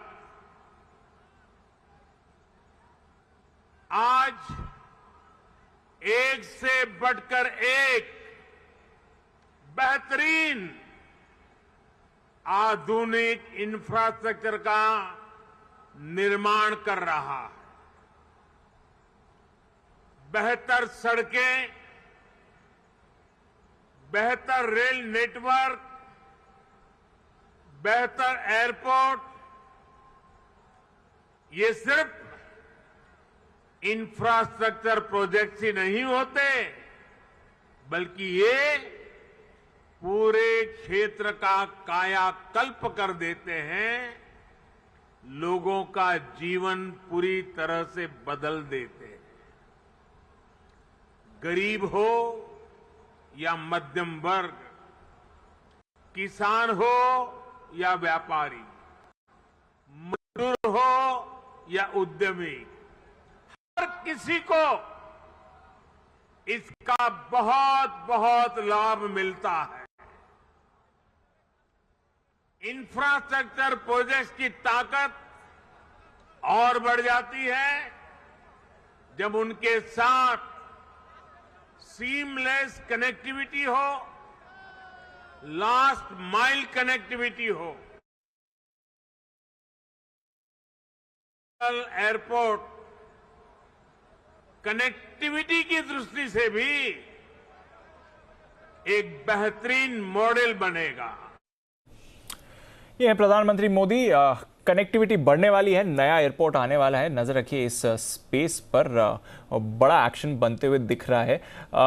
जैन साहब, ये RIIL और जैकॉप में क्या चल रहा है सर? जेवार एयरपोर्ट से तो दूर दूर तक कोई कनेक्शन नहीं है, बट ये दोनों स्टॉक्स आज तेजी में क्यों हैं? ओके, जैन साहब हमारे साथ फिर से जुड़ेंगे, थोड़े उनके ऑडियो इशू आ रहे हैं, दोबारा उनके साथ कनेक्ट करेंगे। बट श्रीकांत चौहान साहब हमारे साथ हैं तैयार। और श्रीकांत जी, गुड आफ्टरनून सर। बड़ा एक्शन आ रहा है, बाजार में भी अच्छी रिकवरी के इस समय संकेत आते हुए दिख रहे हैं। काफ़ी सारे काउंटर्स हैं जहां पर बढ़िया तेजी के रुझान दिख रहे हैं और केमिकल स्टॉक्स में एक अच्छी रिकवरी है। PI इंडस्ट्रीज की अभी हम बात कर रहे थे आपके आने से पहले। एक बार जरा SRF के चार्ट्स आप भी देखें और बताएं श्रीकांत जी, क्या चल रहा है इस चार्ट में? बिल्कुल, इनफैक्ट दीपांशु, अगर आप देखें तो इन सभी स्टॉक्स में एक अच्छा कंसोलिडेशन हमें देखने मिल रहा है। काफी अच्छा एक प्राइस पैटर्न बनते जा रहा है और अगर मार्केट में अगर तेजी अगर लौटती है तो एक ब्रॉडर तेजी आनी जरूरी होती है, क्योंकि ये सब स्टॉक्स तभी चलते हैं जब मार्केट में ब्रॉडर तेजी बने। बट एक बात क्लियर है कि इन सब स्टॉक्स ने अपना जो एक सेल ऑफ था उसे बिल्कुल नीचे में लिमिट किया है और अभी यहाँ से हमें लगता है कि एक अच्छा रिबाउंड देखने मिलेगा। SRF स्पेसिफिकली अगर आप देखें तो 2-3 दिन पहले जो इसमें एक बाइंग और सेलिंग का जो दौर आया था, उसके बाद काफी अच्छी स्टेबिलिटी देखने मिल रही है। करंट लेवल से हमें लगता है कि स्टॉक वापस एक बार 2250 के लेवल्स छू सकता है, जहां पे इसे मल्टीपल रेजिस्टेंस है, लेकिन एक बार अगर वो क्रॉस कर ले तो उसके बाद 2400 के लेवल्स भी दिखाई दे सकते हैं। तो करंट लेवल से तो बिल्कुल लॉन्ग किया जा सकता है, क्योंकि अगर आज के दिन में भी अगर आप देखें तो इसके जो लोज हैं वो 2130 के हैं। तो 2130 के स्टॉप लॉस के साथ बिल्कुल इसे लॉन्ग करें। 2250 और 2400 इन दो टारगेट्स के लिए इसे लॉन्ग करके चल सकते हैं। तो नजर रखिए, केमिकल स्टॉक्स बढ़िया रिकवरी आ रही है। कुछ दमदार कॉल्स भी हैं हमारे एक्सपर्ट्स के लिए तैयार। कतार में सबसे आगे हैं सुमित जी, बिल्कुल उनके लिए सुमित के सुपर हिट।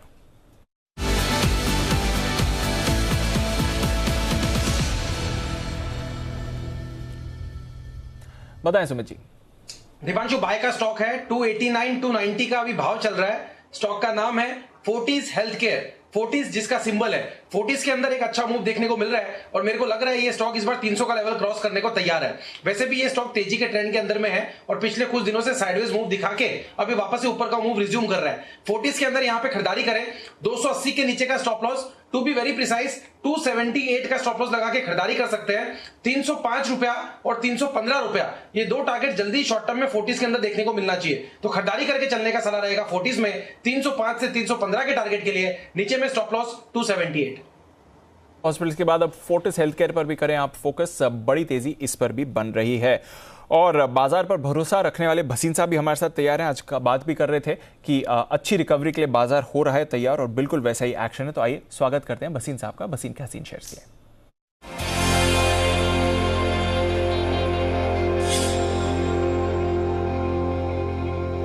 बढ़िया रिकवरी है बाजार में। भसीन साहब गुड आफ्टरनून सर, एक बार जरा बाजार और एक्सपायरी पर अपना व्यू दें सर।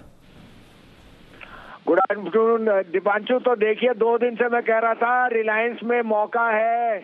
आप सब आपने सभी यही कह रहे थे कि क्या हुआ सऊदी अरामको, देखिए क्या रिलायंस ने pull. Today it's all about being just one stock Reliance. और आपको कहा था कि there will be a short squeeze on Thursday. Don't miss out the woods for the trees. Reliance outperform करेगा। अब मैं कन्विंस हूँ कि ये 17,100-200 में बॉटम बन गया है और दिसंबर का महीना 4-5 तारीख के बाद बहुत बढ़िया रहेगा। तो 18,500-18,300 के लिए तैयारी कर लीजिए। उससे भी ज्यादा बैंक निफ्टी 39,000 जाएगा। Bank Nifty will outperform all indices और it will be led by ICICI, HDFC, Federal Bank, IDFC and so on. Update दे दूं, देखिए वेदांता आपको कई दिन से मैं कह रहा था आउट न्यू हाई आ गया। अगर वेदांता 30 इस भाव पे है तो सेल का भाव 175 होना चाहिए। हाउएवर सेल में हमने आपको बाय दे रखा है, वो खड़ा है 150 का भाव नहीं, आप 118 तो देखिए पहले। आपको मैंने आईसीआईसीआई बैंक भी दिया था, सुबह अडानी एंटरप्राइज दिया था for target of 1785, it hit 1782। If you are intraday trader book your profit. अब आपके लिए 2 बायस हैं, आप कहें तो मैं शुरू करूं। जी सर बताएं। तो पहला बाय है आपका भारत फोर्ज, और भारत फोर्ज मैं कह रहा हूं कि जिसने अब लेके रखा है, Bharat Forge is the 3rd largest forging company and it is going to do extremely well in the coming quarters as the need for more cars comes in. 730-32 में लीजिए, stop loss 714, target of 750। The second buy is the other biggest gas player, और जैसे Reliance gas diversification कर रहा है, GAIL is a no brainer. 40 रुपए में लीजिए, stop loss of 37, first target 145, but I don't rule out 148 coming very very fast in GAIL. Okay, तो गेल लंबे समय बाद इस पर आपके लिए कॉल आ रही है भसीन साहब की तरफ से 148 तक के टारगेट्स के लिए, और भारत फोर्ज 750 के टारगेट के लिए यहां पर करनी है खरीदारी। शुक्रिया भसीन साहब हमारे साथ जुड़ने के लिए। कल सुबह आपसे फिर से होगी मुलाकात और आपके से जानेंगे कुछ और बेहतरीन पिक्स। बढ़िया एक्शन है बाजार में, कुछ और कॉल्स भी हैं तैयार बिगुल हिमांशु जी के लिए BTSTT।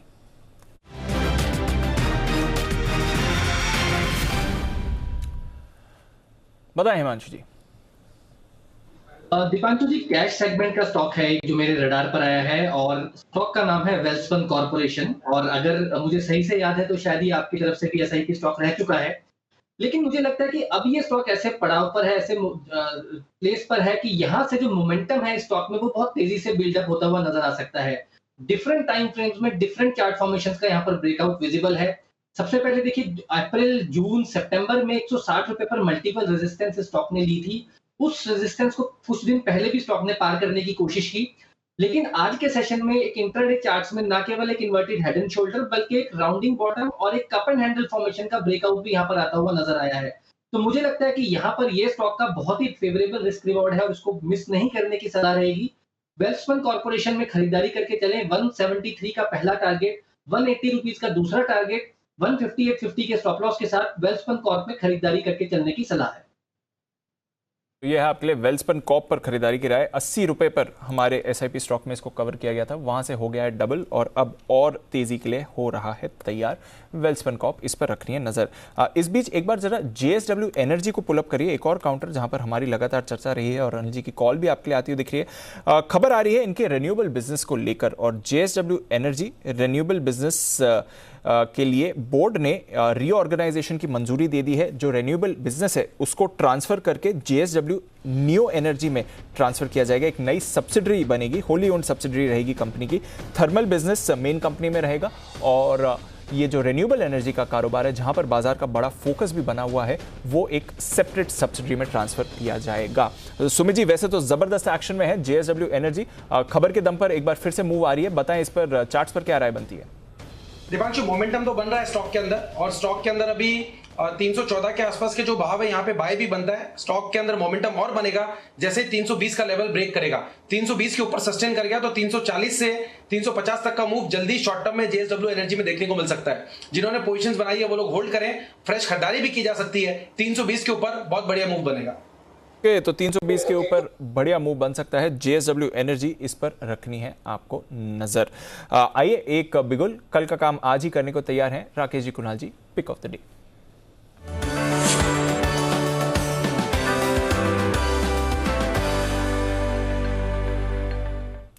बताएं सर। देखिए दीपांशु, ये जो हमारा पिक ऑफ द डे है, इस कंपनी के ना हमारे अनिल जी, जिनकी आज 25th एनिवर्सरी है, इस कंपनी के अनिल जी उपभोक्ता हैं। और दीपांशु, मैं उम्मीद करता हूं आपको उपभोक्ता का मतलब मालूम होगा। एक बार रिफ्रेश करा दीजिए सर, थोड़े कंफ्यूजिंग है मेरे लिए, बताएं सर। देखिए, उपभोक्ता मतलब कंज्यूमर है, और पिक ऑफ द डे है हमारा वोडाफोन आइडिया, जिस पर सुबह भी राय दी थी। स्टॉक के अंदर एक बड़े वाला ब्रेकआउट है, बड़ी वाली नेकलाइन टूटी है, बड़े वाला पॉजिटिव क्रॉसओवर है बोथ ऑन लीडिंग और लैगिंग इंडिकेटर, और जिस तरीके का टेक्निकल स्ट्रक्चर है जो इसके अभी के रिसेंट हाई से 13.5 रुपए के अराउंड के, उस तरफ वोडाफोन आइडिया जा रहा है। Do not miss, buy call है। Over to Kunal ji. देखिए दीपांशु, जबरदस्त चार्ट स्ट्रक्चर है और इस पर मैं और राकेश जी पिछले 10 मिनट से लगातार इसी चार्ट को देख रहे हैं। बहुत जबरदस्त राउंडिंग बॉटम पैटर्न बना है, बिल्कुल पिक्चर परफेक्ट है। अगर आपको एक उदाहरण देना है कहीं पर राउंडिंग बॉटम पैटर्न का, तो यहां उसकी तस्वीर मौजूद है। बड़ा ब्रेकआउट चार्ट पर आता हुआ दिख रहा है और हमें लग रहा है कि आइडिया में आपको 13 रुपए तक का एक अपसाइड देखने को मिलेगा। इन स्तरों पर बाय करके चले। यहां पर एक स्टॉप लॉस रखे हैं 11 रुपए 15 पैसे पर, 11 रुपए 15 पैसे का स्टॉप लॉस रखना है। पहला टारगेट 12 रुपए का होगा और 12 रुपए पार हुआ तो इसमें 13 रुपए तक का एक मूव आता हुआ दिखेगा।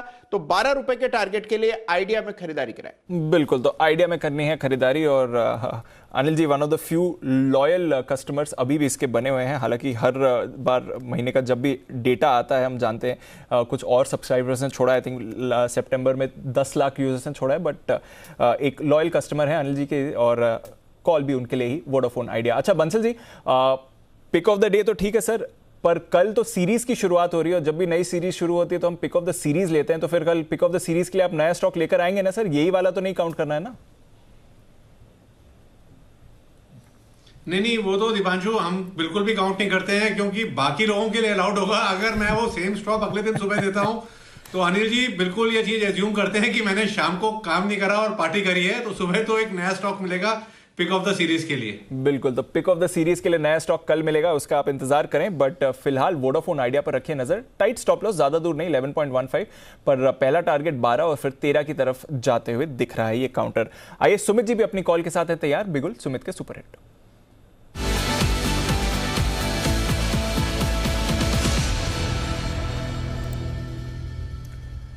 बताएं सुमित जी। दीपांशु देखिए, बैंक निफ्टी पॉजिटिव आया है और बैंक निफ्टी में पूरे दिन की नेगेटिव मूव के बाद अब जस्ट शुरुआत हुई है। मार्केट्स में यहां से और तेजी बननी चाहिए और बैंकिंग स्टॉक्स मेरे को लग रहा है कि जो चले नहीं है वो अब चलने चाहिए। तो दिग्गज बैंकिंग स्टॉक एचडीएफसी बैंक 1528 1530 का अभी भाव है। स्टॉक में मोमेंटम अभी जस्ट स्टार्ट हुआ है। कल का हाई जैसे ही ब्रेक होगा तो इसके अंदर बढ़िया मूव बनने वाला है। 1500 के नीचे का स्टॉप लॉस लगा के एचडीएफसी बैंक के अंदर खरीदारी करनी है। ऊपर में 1560 रुपए से लेके 1575 रुपए, ये एकदम शॉर्ट टर्म के ट्रेडिंग के टारगेट होंगे। मेरे को लगता है ये पोजिशनली और भी अच्छा मूव दिखाएगा। ऑप्शंस के जरिए भी इसके अंदर ट्रेड लिया जा सकता है। 1540 वाला कॉल अभी 31 रुपए 32 रुपए पे ट्रेड कर रहा है। 1540 वाला कॉल, इसके अंदर स्टॉप लॉस लगा रहा है नीचे में 20 रुपए का। ऊपर में टारगेट बनेगा 45 रुपए से लेके 50 रुपए तक का। तो 1540 का कॉल भी ले सकते हैं 2-4 दिन के लिए। स्पॉट में भी खरीदारी कर सकते हैं। 1560 से लेके 1575 तक के टारगेट जल्दी शॉर्ट टर्म में एचडीएफसी बैंक में देखने को मिलने चाहिए। तो ये है आपके लिए एचडीएफसी बैंक। दिग्गज एचडीएफसी बैंक अगर पार्टिसिपेट करेगा तो फिर बाजार में भी एक्शन अच्छा बनेगा। एक्शन में श्रीकांत जी भी हैं हमारे साथ और उनके लिए बिगुल एक बीटीएसटीटी का।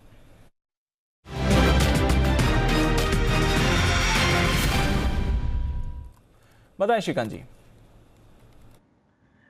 दीपांशु देखिए, वैसे अगर मार्केट में तेजी अगर लौटती है तो हमने हमेशा एक रियल एस्टेट स्टॉक्स में अच्छी तेजी देखी है और इसी वजह से मुझे लगता है कि करंट लेवल से अगर किसी रियल एस्टेट स्टॉक को अगर हम पिक करते हैं तो शायद वो ज़्यादा फायदेमंद हो सकता है।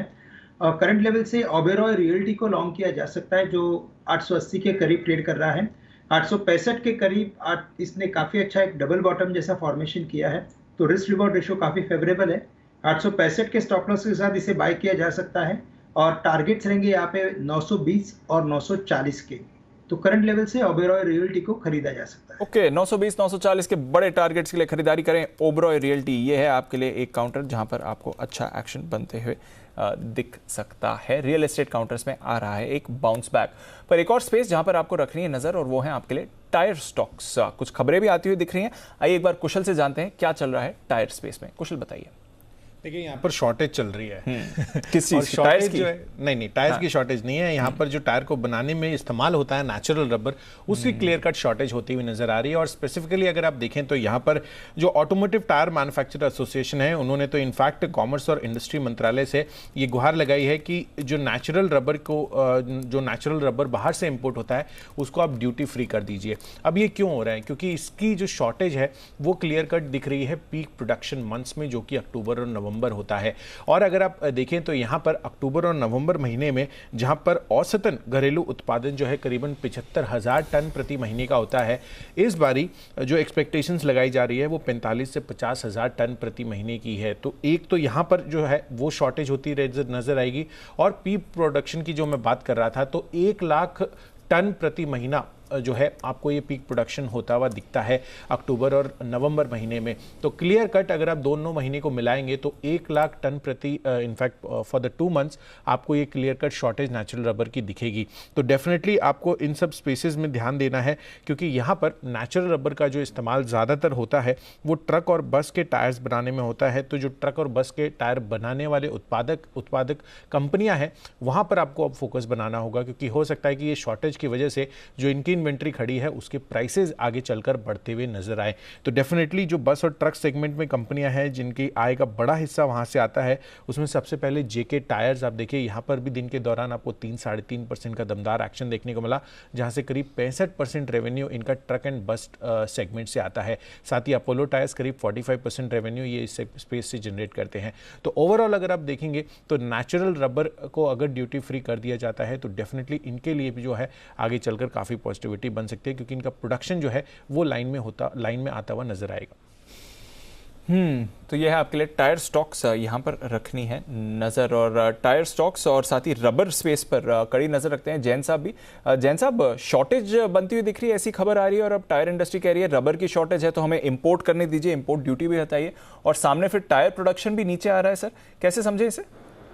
नहीं, बिल्कुल देखिए ये न्यूज काफी पॉजिटिव है टायर स्टॉक्स के लिए, और देखा जाए तो इतनी बड़ी तेजी आई मगर टायर स्टॉक्स वैसे अंडर परफॉर्म कर रहे हैं। और मुझे समहाउ सबसे बड़ी जो टायर की कंपनी, हालांकि वो ऑटोमोटिव टायर नहीं है बट वो है बालकृष्ण इंडस्ट्रीज, वो बहुत बढ़िया लगता है जो एफएनओ स्पेस में भी है, और इवन अपोलो टायर्स अच्छे लेवल्स पे है, इवन सियाट है जो कि फंडामेंटली बहुत स्ट्रॉन्ग स्टॉक है। मैंने जैन साहब के जेम्स में भी उस स्टॉक को रेकमेंड किया है, एमआरएफआई, ये सारे स्टॉक्स को बेनिफिट तो मिलेगा, और मुझे ऐसा लगता है कि ये न्यूज काफी पॉजिटिव है इस सेगमेंट के लिए। और जैसे कि ऑटोमोबाइल इंडस्ट्री में भी डिमांड दिख रही है, और ऑटो इंसुलरी स्टॉक्स जो कि मैंने काफी पिछले 5-7 दिनों में काफी सारे स्टॉक्स रेकमेंड किए जेम्स में भी, तो मुझे लगता है कि ये सेगमेंट के लिए बहुत पॉजिटिव न्यूज है। दूसरा मुझे लगता है कि हैरिसन मलायम, इस पे भी ध्यान दिया जा सकता है, जिनके 11 रबर प्लांटेशंस के एस्टेट्स हैं। तो मुझे लगता है कि वहां पे हालांकि इमीडिएटली पॉजिटिव नहीं भी हो, मगर अगर महंगा होता है तो उनको ऑलरेडी बेनिफिट मिलता है, और चार्ट्स पे काफी करेक्टेड भी है और काफी सस्ते वैल्यूएशंस पे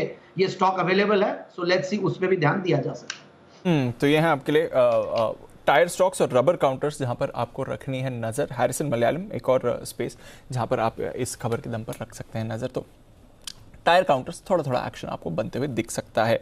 नजर रखिए एक बार लेटेंट व्यू एनालिटिक्स पर 20% का सर्किट फिर से, जब से ये स्टॉक लिस्ट हुआ है जबरदस्त तेजी में रहा है। कल हमने मैनेजमेंट से भी बात करी थी और बढ़िया एक्शन आपको आते हुए दिख रहा है। तो लिस्टिंग से अब तक की जर्नी शानदार। लेटेंट व्यू एनालिटिक्स आज तीसरा ही दिन है इसका बाजार में, बट अच्छा एक्शन दिखा रहा है। पेटीएम मंडे आफ्टरनून को अनिल जी ने कहा था कि अब खरीदने का वक्त आ गया, बेचने का नहीं। वहां से देखिए आज जबरदस्त एक्शन, 1300 के आसपास आपको राय दी गई थी, 1800 के लेवल पर पेटीएम इस समय होल्ड कर रहा है। तो जबरदस्त रिकवरी पेटीएम में आती हुई दिखी। हालांकि अभी भी अपने इश्यू प्राइस से थोड़ा दूर है, बट ऑफकोर्स जहां तक गिरा था वहां से आपने अच्छी रिकवरी देखी है। एमटीआर टेक्नोलॉजीज एक और रिसेंटली लिस्टेड काउंटर जहां पर आपको 8-8.5% की तेजी आती हुई दिख रही है। नाइका भी आज आपको पॉजिटिव मोमेंटम में दिखेगा, और उसके सामने पॉलिसी बाजार पीबी फिनटेक करीब 3% नीचे है। तो रिसेंटली लिस्टेड कंपनीज में भी कुछ बड़ा एक्शन आज एक बार फिर से हो रहा है। एक और बिगुल बीटीएसटीटी का, हिमांशु जी हैं तैयार एक और कॉल के साथ।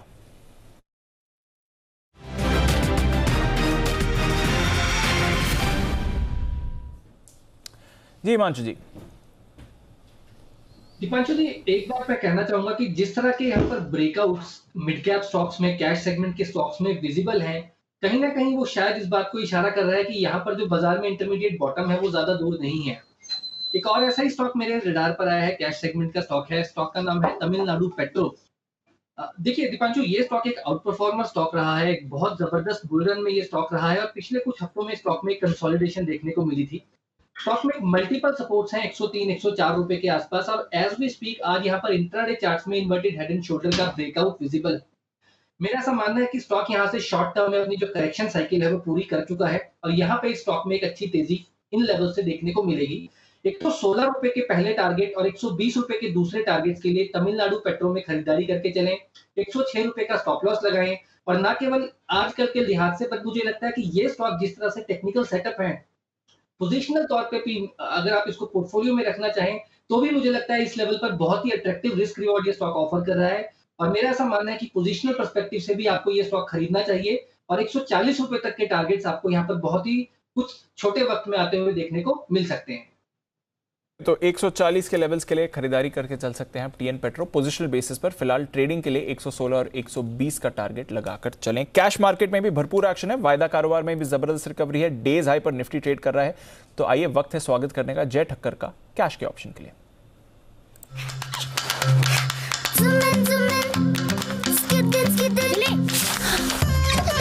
EBIX कैश हर खुशी के लिए काफी है।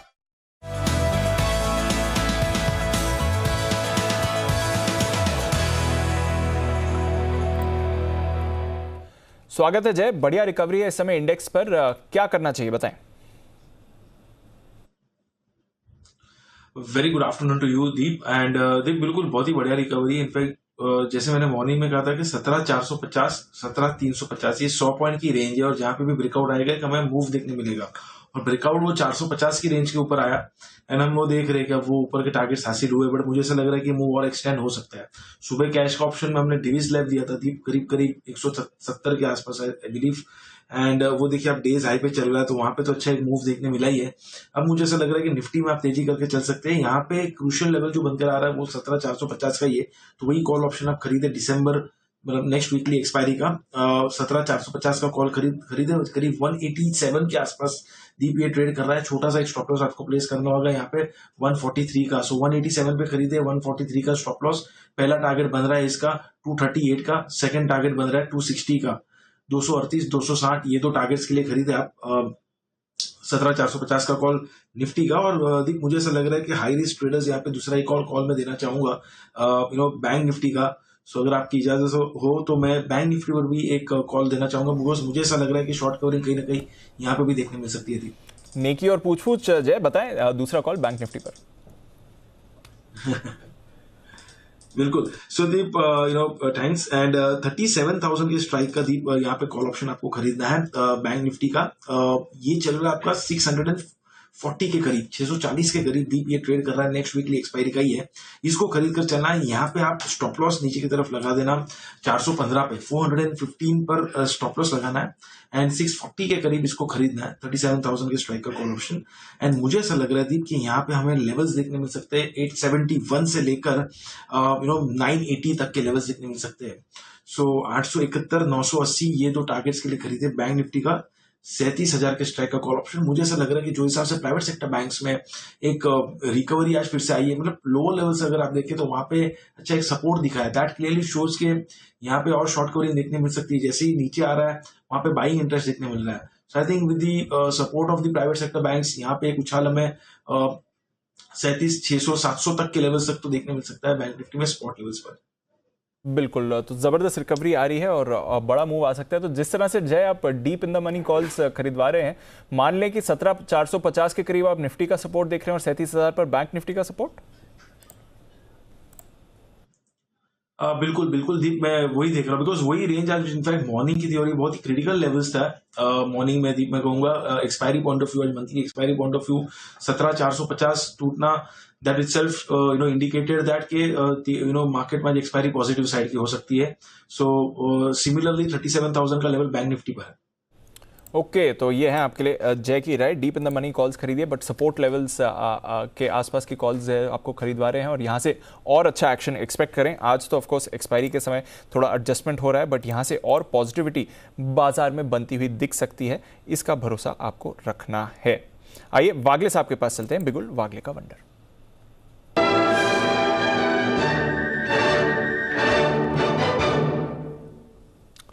बताएं वागले साहब।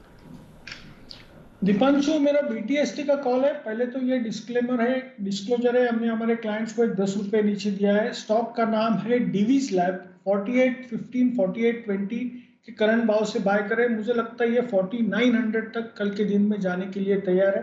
आपका स्टॉप लॉस 4787 का होना चाहिए। ओके, तो 4787 के स्टॉप लॉस के साथ खरीदारी करनी है डिवीज लैब, ये है राय। आज सुबह जैसे जय अभी भी रिफ्रेश करवा रहे थे कैश के ऑप्शन में, जय ने भी 4700 की कॉल खरीदवाई थी। अब वागले साहब को 4900 तक के टारगेट्स आते हुए दिख रहे हैं। तो डिवीज लैब और बाकी फार्मा काउंटर्स में आज एक बढ़िया एक्शन बन रहा है। पर एक स्टॉक जो सुबह से ही कमजोर बना हुआ है और अभी भी कमजोरी हावी है, 6% की गिरावट आज सीमेंस में आती हुई दिखी है नतीजों के बाद। ऐसा क्या दिखा नतीजों में बाजार को जो गिरावट आई है, और अब आगे की चाल कैसी रहेगी, जानते हैं वरुण के साथ। वरुण बताइए। सीमेंस डेफिनेटली दीप, तो नतीजे तो हमने देखे कि खराब ही है, और आप तो इस सेक्टर को ट्रैक भी करते हैं, तो हर पैमाने पर नतीजे खराब थे। खासकर अगर आप मार्जिन देखेंगे तो वहां पे एक प्रेशर देखने मिला, 2-3% मार्जिन गिरे। कंपनी के ओवरऑल जो खर्च है उसमें करीब 16% के आसपास की बढ़ोतरी हुई। एक्चुअली खर्च तो अक्रॉस सेक्टर्स बढ़े हैं, तो उसका इंपैक्ट इस कंपनी के नतीजों पर भी देखने मिला, जहां मार्जिन में अच्छी खासी गिरावट खर्च के बढ़ते हुए वजह से हुई। रेवेन्यू ग्रोथ जो है हमने जितना अनुमान लगाया था उससे थोड़ी कम थी, तो ये भी एक दिक्कत की बात थी। खासकर कंपनी के जो कुछ कारोबार है जैसे कि एनर्जी और मोबिलिटी बिजनेस जो है वहाँ से थोड़ा डिसअपॉइंटमेंट आया, और इसकी वजह से कहीं ना कहीं नतीजे जो है थोड़े कमज़ोर नजर आए। नए ऑर्डर्स जो इंटेक है वो भी केवल 5% बढ़े, तो ये कहीं ना कहीं जो चिंता की बात है, इसके लिए आपने देखा कि नतीजों के बाद काउंटर में गिरावट आई। लेकिन this is not the end of the story. Actually अगर आप देखेंगे तो इस कंपनी के जो आगे का आउटलुक है वो काफ़ी अच्छा है। क्यों? क्योंकि ऑर्डर बुक देखिए 5% बढ़ी है, लेकिन इस कंपनी की जो ऑर्डर बुक है अब तक के सबसे उच्चतम स्तर पे पहुंच चुकी है। करीब 13,500 करोड़ के आसपास के ऑर्डर बुक जो है वो आप इस कंपनी के पास है। साथ ही साथ एग्जीक्यूशन लेवल, सबसे मेन तो यही होता है किसी कंपनी के पास। अगर आप भेल को देख लीजिए, ऑर्डर बुक अच्छी है लेकिन एग्जीक्यूशन में दिक्कत है, इसके लिए कहीं ना कहीं लॉस कर रही है। लेकिन इस कंपनी को देखिए, एग्जीक्यूशन जो है वो इस कंपनी का काफ़ी बेहतर है। एक्चुअली इस कंपनी का जो एग्जीक्यूशन है वो प्री कोविड लेवल पे पहुंच चुका है, तो ये एक बहुत बड़ी बात है जिसका फायदा आने वाले दिनों में इस कंपनी को होगा। 13,500 करोड़ के आसपास की ऑर्डर बुक है, तो जाहिर सी बात है आने वाले दिनों के लिए, आने वाले क्वार्टर्स के लिए बहुत काफ़ी बेहतर विजिबिलिटी जो है वो बन जाती है। इसके अलावा मैनेजमेंट की आप कमेंट्री देखेंगे तो उससे भी काफ़ी पॉजिटिविटी आती है। इस कंपनी के मैनेजमेंट का कहना है कि आगे केपेक्स साइकिल, खासकर जो इंफ्रा केपेक्स साइकिल है उसको लेके काफ़ी ऑप्टिमिस्टिक है। और अगर आप देखेंगे बाकी इंफ्रा कंपनी से इस कंपनी को कंपेयर करेंगे तो बाकी इंफ्रा कंपनीज में होता ये है कि केवल पीएसयू से इनको कहीं ना कहीं ऑर्डर्स मिलते हैं, पब्लिक ऑर्डर्स जो है वो काफ़ी मिलते हैं। लेकिन इस कंपनी को पब्लिक ऑर्डर्स के साथ साथ प्राइवेट ऑर्डर्स जो है वो भी काफ़ी ज़्यादा मिल रहा है, जिसका बड़ा फायदा जो है आने वाले दिनों में कंपनी को होगा। और एक खास चीज़ होती है इन कंपनियों के पास है ना, आजकल डिजिटल ऑर्डर्स बहुत मिल रहे हैं जो कि शॉर्ट साइकिल रहते हैं और मार्जिन जिसमें काफ़ी अच्छा रहता है। और इस कंपनी को जो डिजिटल साइकिल ऑर्डर्स है वो काफ़ी बेहतर मिल रहे हैं, जिसका फायदा आने वाले कंपनियों को क्वार्टर्स में होगा इस कंपनी को। और जाहिर सी बात है अलग अलग सेगमेंट में भी कंपनी उतरती है तो उसका भी बड़ा फायदा होगा। तो इस बार के नतीजे नो डाउट थोड़े कमजोर है, लेकिन आने वाले क्वार्टर जो है इस कंपनी के लिए काफी बेहतर हो सकते हैं। तो आगे की राह अच्छी रहेगी, आगे की राह इस कंपनी की काफी बेहतर रहेगी। 6% की गिरावट एक्यूमुलेशन बहुत अच्छा टाइम मानी जा सकती है। चलिए, यह है आपके लिए सीमेंस की राय। नतीजे ने डेफिनेटली डिसअपॉइंट किया क्योंकि एक्सपेक्टेशंस भी काफी हाई थी और नतीजे हर लिहाज पर अगर आप अनुमान से देखें तो कमजोर ही रहे। श्रीकांत जी, चार्ट्स पर क्या राय है 6% की गिरावट के बाद सीमेंस पर? देखिए, वैसे मुझे लग रहा है कि इसमें जो फॉल हुआ है वो एक इंपॉर्टेंट ट्रेंड लाइन को उसने ब्रीच किया है, लेकिन साथ ही साथ अगर आप देखें तो जो 200 दिन के एवरेजेस है वो 2050 के करीब है। तो मुझे लगता है शायद ये फॉल थोड़ा एक्सटेंड हो सकता है, 2050 के करीब आ सकता है वहां पे, लेकिन इसमें बाय की पोजीशन बनानी चाहिए क्योंकि ओवरऑल इसका जो लॉन्ग टर्म ट्रेंड है वो काफी इंटैक्ट है। और जैसे कि ये करेक्शन के बाद हमें लगता है कि ये स्टॉक वापस 2050 के करीब स्टेबल हो सकता है। सॉरी, तो करंट लेवल से बिल्कुल इसे करंट लेवल से अवॉइड करें, बट अगर कोई करेक्शन अगर आता है 2050 के करीब इसमें लॉन्ग पोजीशंस बना सकते हैं। करंट लेवल से अवॉइड करें, बट और करीब 100 रुपए और अगर गिरता है तो फिर अट्रैक्टिव एंट्री लेवल्स होंगे। तो थोड़ा नतीजों का रिएक्शन इस पर आया है ज़रूर, बट आगे भी थोड़ी और वीकनेस इस पर आती हुई दिख सकती है। नज़र रखते हैं सीमेंस के काउंटर पर आइए क्लोजिंग की तरफ हम मूव कर रहे हैं। आखिरी 20 मिनट बाकी हैं ट्रेड के और काफ़ी सारे और स्टॉक्स की तरफ से आपको पार्टिसिपेशन बढ़ते हुए दिख रहा है। थोड़ा जैसा अनिल जी भी कह रहे थे, ऊपरी स्तरों पर आप हल्का भी हो सकते हैं, मुनाफा बुक भी कर सकते हैं, वैसा ही निफ्टी पर भी होते हुए दिख रहा है। करीब ऊपरी स्तरों से 50 अंक नीचे निफ्टी आया है और बैंक निफ्टी भी पूरी रिकवरी के बाद करीब 150 अंक नीचे आते हुए दिख रहा है। तो ऊपरी स्तरों पर मुनाफा वसूली करें, नीचे से फिर से एंट्री ढूंढे, ये इस समय बाजार की स्ट्रैटेजी बिल्कुल अच्छी बनती हुई दिख रही है। मूव आ रहा है मेटल काउंटर्स पर और हिंदुस्तान कॉपर। सुमित जी, काफी समय हो गया हिंदुस्तान कॉपर पर आपकी राय नहीं ली है, जरा एक बार इसकी चार्ट पर नजर डालें। अभी अभी निचले स्तरों से रिकवरी करके पॉजिटिव टेरिटरी में आते हुए दिख रहा है। दिनों से स्टॉक में गिरावट थी, अब लगता है कि गिरावट थमी है, तो अब इसके अंदर रेगुलरली व्यू लेना पड़ेगा, क्योंकि स्टॉक जैसे ही 121 122 का लेवल निकालेगा तो हिंदुस्तान कॉपर के अंदर मोमेंटम बनेगा। फिर 130 रुपए से लेके 135 रुपए तक का मूव इमीडिएटली शॉर्ट टर्म में ही देखने को मिल सकता है, और 135 के बाद तो इसके अंदर बढ़िया मूव देखने को मिलेगा। फिलहाल शॉर्ट टर्म के टारगेट्स 130 से 135 के लेवल जल्दी देखने को मिलने चाहिए। नीचे में जो सपोर्ट है 112 रुपए 114 रुपए के आसपास का है। 114 के करीब सपोर्ट है, बट एक्शन अब यहाँ पर बनेगा। एजिस लॉजिस्टिक्स, जरा इसके चार्ट पुल अप करिए। बड़ी मूव एजिस लॉजिस्टिक्स में आती हुई दिख रही है, 18% ऊपर ये काउंटर इस समय आपको ट्रेड करते हुए दिख रहा है। तो शानदार एक्शन एजिस लॉजिस्टिक्स में आया, और आज सुबह अविनाश जी हमारे साथ थे शो में, और उन्होंने ये रेकमेंड किया था एसपीएल मिड कैप्स में लॉन्ग टर्म के लिए 203 के लेवल पर उस समय ट्रेड कर रहा था, और अविनाश जी ने 300 रुपए के टारगेट्स दिए थे। आज ही देखिए बड़ी मूव आ गई है, 17-18% ऊपर आपको एजिस लॉजिस्टिक्स दिखेगा। एक ही दिन में शानदार रिएक्शन इस स्टॉक पर आते हुए दिख रहा है। तो एजिस लॉजिस्टिक्स एक और काउंटर है जहां पर आपको रखनी चाहिए नजर। बड़ी मूव आती हुई दिख रही है, आज सुबह ही अविनाश जी के रेडार पर भी था ये स्टॉक। आइए कुछ और मूव्स जहां पर बाजार इस समय फोकस कर रहा है, नजर डाल देते हैं उस पर। सेंचुरी टेक्सटाइल्स, शो की शुरुआत में हमने बात भी करी थी इस काउंटर की, अच्छी तेजी में है और 6-6.5% के लेवल्स होल्ड करते हुए दिख रहा है सेंचुरी टेक्सटाइल्स। कुणाल जी जरा राय दें सेंचुरी टेक्सटाइल्स के चार्ट्स पर। सर देखिए सुपर चार्ट है दीपांशु, इस स्टॉक में भी एक करेक्शन हमने बाजार के साथ देखा, लेकिन वापस से तेजी बन रही है। अगर आप इसका वीकली चार्ट देखें तो वहां पर एक डबल बॉटम पैटर्न बनता हुआ दिख रहा है, जिसका ब्रेकआउट आता हुआ दिखाई पड़ रहा है मौजूदा स्तरों पर। और अगर मान लीजिए ये स्टॉक 900 रुपए के लेवल्स को पार कर जाता है तो फिर बहुत तेजी से 1000 की ओर वापस जाएगा। तो सेंचुरी टेक्सटाइल्स शॉर्ट टर्म के लिए भी एक बहुत ही उम्दा खरीद है, और मीडियम टू लॉन्ग टर्म के हिसाब से भी शानदार है। तो मेरी राय में बिल्कुल बाय करके इसमें रखना चाहिए।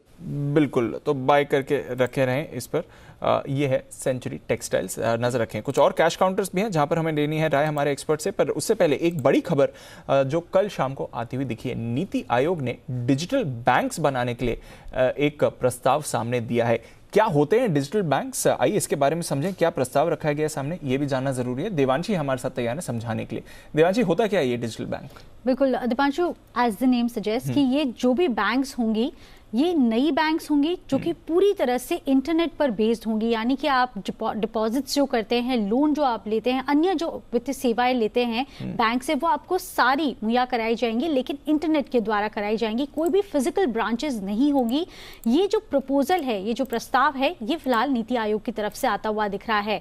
और आप देखिए जितनी भी बाकी सेवाएं हैं और साथ ही जो फाइनेंशियल इंक्लूजन को बढ़ावा देने के लिए अब ये प्रस्ताव रखा गया है। उनका कहना है कि जहां पे भी रूरल एरियाज हैं, जहां पे इंटरनेट पहुंच चुका है लेकिन बैंक्स नहीं पहुंची है, वहां पे अगर उनको डिपॉजिट्स करने हैं, लोन्स लेने हैं, कोई भी अन्य फाइनेंशियल सर्विसेज चाहिए, तो डिजिटल बैंक्स वहां पे काम आती हुई दिखेगी। वो चैलेंजेस को फेस करने के लिए फिलहाल डिजिटल बैंक्स का प्रस्ताव रखा गया है। और यही नहीं, आप देखिए डिजिटल बैंक्स को बनाने के लिए और रेगुलेट करने के लिए एक रोड मैप तैयार किया गया है, और इसके चलते एक डिस्कशन पेपर जारी कर दिया है और इस पर सुझाव भी मांगे हैं ओवरऑल पब्लिक से। आप देखिए उसमें 2 चरण होंगे। पहले चरण में डिजिटल बैंक के लाइसेंस किस तरह से देने हैं, इसमें जो रोड मैप है वो कैसा होगा, और दूसरा जो चरण होगा, जो सेकंड स्टेप होगा, वो ये होगा कि जो यूनिवर्सल बैंकिंग लाइसेंस दिए जाएंगे, डिजिटल यूनिवर्सल बैंकिंग लाइसेंस, वो किस तरह से दिए जाएंगे, तो इस पर फोकस किया जाएगा। यही नहीं, डिजिटल बैंक्स भी आप देखिए जो भी नॉर्मल बैंक से उसी तरह से उनको लाइसेंसेस दिए जाएंगे। पहले आपको 20 करोड़ का जो मिनिमम पेड अप कैपिटल है उसकी रिक्वायरमेंट होगी, और फुली डिजिटल बैंक बनने के लिए, लाइसेंस लेने के लिए 200 करोड़ का मिनिमम जो कैपिटल है वो अनिवार्य होगा, जो कि फिलहाल हम देख रहे हैं जो भी स्मॉल फाइनेंस बैंक है दीप, उसमें दिया जाता है। अब ये क्यों जरूरी है और ये प्रस्ताव भी क्यों रखा गया, क्योंकि आप देखिए जो डिजिटाइजेशन है कोविड के बाद जिस तरह से बढ़ा है भारत में, उससे काफी ज्यादा प्रोत्साहन मिलता हुआ दिखा है। यूपीआई ट्रांजैक्शंस अगर आप देखें तो 4 लाख करोड़ के भी पार वैल्यू होती हुई दिखी है यूपीआई ट्रांजैक्शंस की। और यही नहीं, आप आधार कार्ड के ट्रांजैक्शंस या जो ऑथराइजेशंस होते हैं, वो जो डिस्कशन पेपर है उसमें मेंशन किया गया है कि 55 लाख करोड़ के भी पार हो चुके हैं। तो जिस तरह से अब इंटरनेट सेवाएं बढ़ती हुई दिख रही है, डिजिटाइजेशन बढ़ता हुआ दिख रहा है, फाइनेंशियल इंक्लूजन को बढ़ावा देने के लिए ये सारी सर्विसेज को और साथ ही नए बैंक्स लाने के लिए डिजिटल बैंक्स का प्रस्ताव फिलहाल रखा गया है। तो ये इंटरेस्टिंग खबर है। तो आने वाले समय में fully internet connected, fully internet. और यही नहीं दीप, आप देखिए जो कंपटीशन बैंक्स में बढ़ेगा, सिर्फ ट्रेडिशनल बैंक्स नहीं होंगी, जो फिलहाल वॉलेट्स हैं वैसे भी कंपनीज हैं जो अप्लाई कर सकेंगी, और जो पेड अप कैपिटल है जैसे कि बाकी सारी बैंक्स चलती हैं, तो वो भी एक डिजिटल बैंक्स बनती हुई दिखेंगी। तो कंपटीशन काफ़ी बढ़ेगा, और सबसे इम्पॉर्टेंट ये है कि हर किसी को जो भी रूरल स्पेस में है, जहाँ पे इंटरनेट है, तो उनको बैंकिंग यहाँ पे जो चैलेंजेस है वो फेस नहीं करनी पड़ेगी। एक्सेस बहुत ही आराम से होता हुआ दिखेगा। ज़बरदस्त प्रपोजल। अब देखते हैं इस पर किस तरह का सोच विचार होता है और एक्शन आता है। बट डिजिटल इंडिया की तरफ एक और बड़ा कदम आप बनते हुए देख रहे हैं। व्हाइट पेपर है, प्रस्ताव रखा गया, अब देखते हैं इस पर किस तरह का एक्शन लिया जाता है। पर आइए, आखिरी कुछ मिनट हैं और कॉल्स भी भरपूर आ रही हैं। श्रीकांत जी के लिए बिल्कुल BTSTT।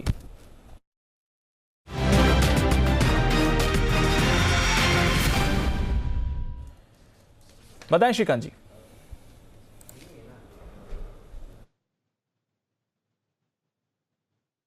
श्रीकांत जी, आपका ऑडियो म्यूट हो गया है सर।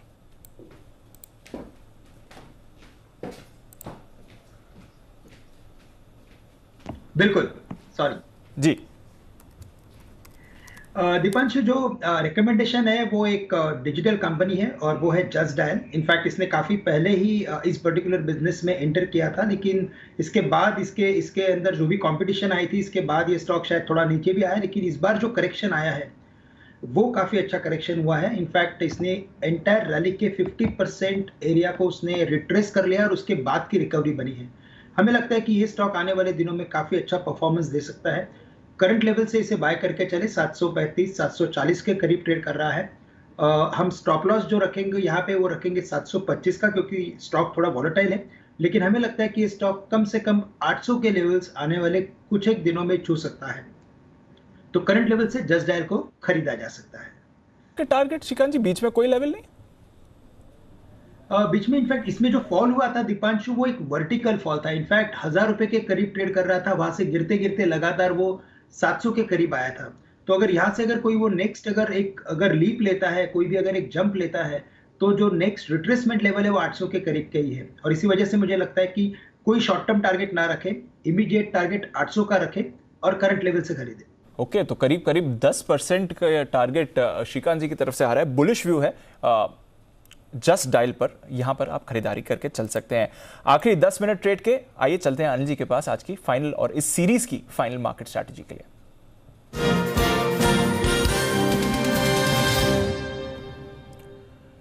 सर, ग्लोबल मूड माहौल एकदम ठीक है। डाउ फ्यूचर्स करीब 90 अंक ऊपर, नैस्डैक फ्यूचर्स करीब 1/4% ऊपर। आज शाम को वैसे बाजार बंद रहेंगे। यूरोप के बाजार पॉजिटिव, कच्चे तेल एकदम दायरे में, गोल्ड और सिल्वर में हल्की खरीदारी, रुपया भी हल्का वीक हुआ है 74.50 पर। क्या करके जाएं सर? मुझे लगता है तेजी की पोजीशन बरकरार रखनी चाहिए। अगर थोड़ी रिस्क लेने की ताकत है तो फ्रेश खरीदारी भी कर सकते हैं। निफ्टी और बैंक निफ्टी दोनों ही मजबूत नजर आ रहे हैं। 17,500 के ऊपर की क्लोजिंग काफी अच्छी कही जाएगी। हालांकि 17,600 के ऊपर मिली तो और भी बढ़िया बात थी, लेकिन 17,500 की क्लोजिंग की कोई किसी भी तरह से खराब नहीं है और कोई विशेष ग्लोबल संकेत आपको खराब मिलेंगे नहीं। ठीक है, डाउ और डाउ फ्यूचर्स में एक फर्क है। डाउ फ्यूचर्स एक लिमिट से ज्यादा कोई एक्सेप्शनल दिन छोड़ दें, कोई महीने में 1-2 दिन हो, उसके अलावा कोई बहुत बड़े मूव नहीं देता। तो अगर यूएस के बाजार बंद है तो ऐसा नहीं कि डाउ फ्यूचर कोई 400-500 पॉइंट ऊपर नीचे हो जाएंगे, लिमिट में रहेंगे। तो उस लिहाज से विदेशी बाजारों के संकेत कोई खास खराब नहीं है। आज की स्क्रीन आपको ये बता रही कि एक्सपायरी के एडजस्टमेंट के साथ डेटा आपको कल बहुत खराब नहीं मिलेंगे, स्पेशली एफआई की तरफ से बिकवाली के शायद बड़े आंकड़े देखने को न मिले। और वैसे तो आपने 2 दिनों से बड़े आंकड़े 3 दिनों से देखे, फिर भी आप मजबूत तो हो ही रहे। इसका मतलब खरीदारी के सामने भी आज, बिकवाली के सामने भी आज थोड़ी खरीदारी तो हुई है। तो बायस थोड़ा पॉजिटिव साइड पर है। 17,600 17,675 ये 2 टारगेट के लिए निफ्टी की लॉन्ग पोजीशन को आप मेंटेन करें, ऐड करें। ऐड एक ही कंडीशन में करें, अगर नया खरीद रहे हैं तो कल अगर आपको थोड़ा नीचे मौका मिले तो फिर और आपको खरीदना है, ये ध्यान में रखें। बैंक निफ्टी का जहां तक सवाल है, रिस्क रिवॉर्ड रेशियो फेवरेबल है। आज भी हमने खरीदारी करने की राय दी, तो आज की तो 37,450 के टारगेट हासिल हुए। मुझे लगता है 37,300-325 के आसपास वक्त जो बैंक निफ्टी स्पॉट लेवल पर है, यहाँ पर 100 पॉइंट नीचे यहाँ भी खरीदारी की जा सकती है अगले महीने के लिए। 37,100 के आसपास आए तो और कल ऐड करें 37,000 के स्टॉप लॉस के साथ। और अगर आपको ऑप्शंस के जरिए, जैसा मेरे ख्याल से जय ने भी राय दी है, तो चाहे तो ऑप्शंस खरीद सकते हैं और फ्यूचर्स खरीदना चाहें तो 37,450 37,600 के टारगेट के लिए और 37,750 इन टारगेट के लिए बैंक निफ्टी के फ्यूचर्स भी खरीदने चाहिए आपको। मैं लेवल सपोर्ट के दे रहा हूँ, 37,100 तक खरीदारी करनी है, 37,000 का स्टॉप लॉस रखना है। तो दोनों में, निफ्टी और बैंक निफ्टी में खरीदारी करने की राय। फ्रेश खरीदारी करके जाएं और अगर आपके पास एग्जिस्टिंग पोजीशंस हैं तो उन्हें होल्ड भी करें। आज सुबह जो अनिल जी ने आज के 2000 में बैंक निफ्टी पर खरीदारी की राय दी थी, वो टारगेट्स हुए हैं हिट। अब वहां से थोड़ा कूल ऑफ होकर वापस आपको फ्रेश एंट्री के मौके मिल रहे हैं। शुक्रिया अनिल सर हमारे साथ जुड़ने के लिए और बाजार पर अपनी स्ट्रैटेजी बताने के लिए। क्लोजिंग से पहले कुछ फाइनल कॉल्स भी ले लेते हैं हमारे एक्सपर्ट्स की तरफ से। जय हैं तैयार अपने जैकपॉट के साथ।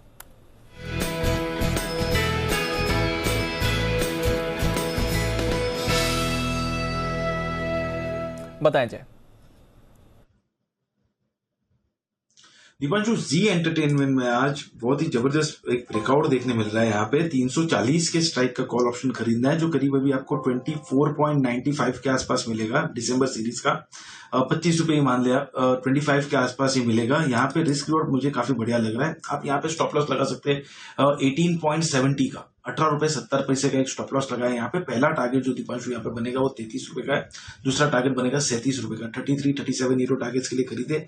बहुत ही बढ़िया मूव 3 दिनों से देखने मिल रहा है और फाइनली हमें 340 के आसपास से क्लोज देखने मिल रहा है। इवेंचुअली मैं कहूंगा कि 335 के ऊपर क्लोज देखने मिल रहा है, वही बहुत बढ़िया है।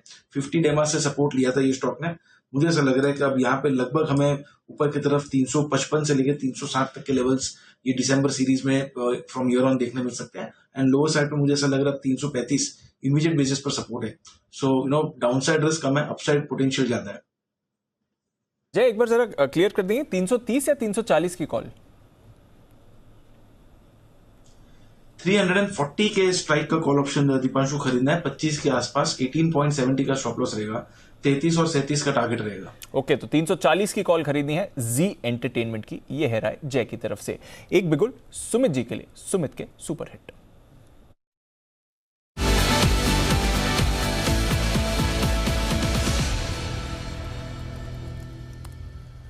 बताएं सुमित जी। दीपांशु, बाय का स्टॉक रडार पे आया है। 207 रुपए 25 पैसा अभी भाव चल रहा है। स्टॉक का नाम है एस्टर डीएम हेल्थ केयर, जिसका सिंबल है एस्टर डीएम, ASTER-DM। इस स्टॉक के अंदर मोमेंटम बन रहा है। लास्ट 2-3 दिनों के हायर लेवल्स पे स्टॉक आ चुका है। स्टॉक ने करेक्शन के बाद अब वापस से अपवर्ड मूव रिज्यूम किया है। ऐसा लगता है ये स्टॉक यहां से 218 रुपए से लेके 222 रुपए तक का मूव जल्दी शॉर्ट टर्म में दिखाएगा। पोजिशनल टारगेट और भी ऊपर के होंगे। एस्टर डीएम हेल्थ केयर के अंदर यहाँ पे CMP पे खरीदारी करें। स्टॉक का जो नीचे में चार्ट्स के ऊपर सपोर्ट है 200 के नीचे का है, 198-200 के आसपास। सो 198 का स्टॉप लॉस लगा के एस्टर डीएम में खरीदारी करें। 218 रुपए से लेके 222 रुपए तक का मूव जल्दी शॉर्ट टर्म में एस्टर डीएम में देखने को मिल सकता है। स्पेस पर रखिए नजर। Apollo hospitals, Fortis health care और अब एस्टर डीएम, एक एक करके ये सारे के सारे काउंटर्स फोकस में आ रहे हैं। आइए चलते हैं हिमांशु जी के पास, बिगुल BTSTT का।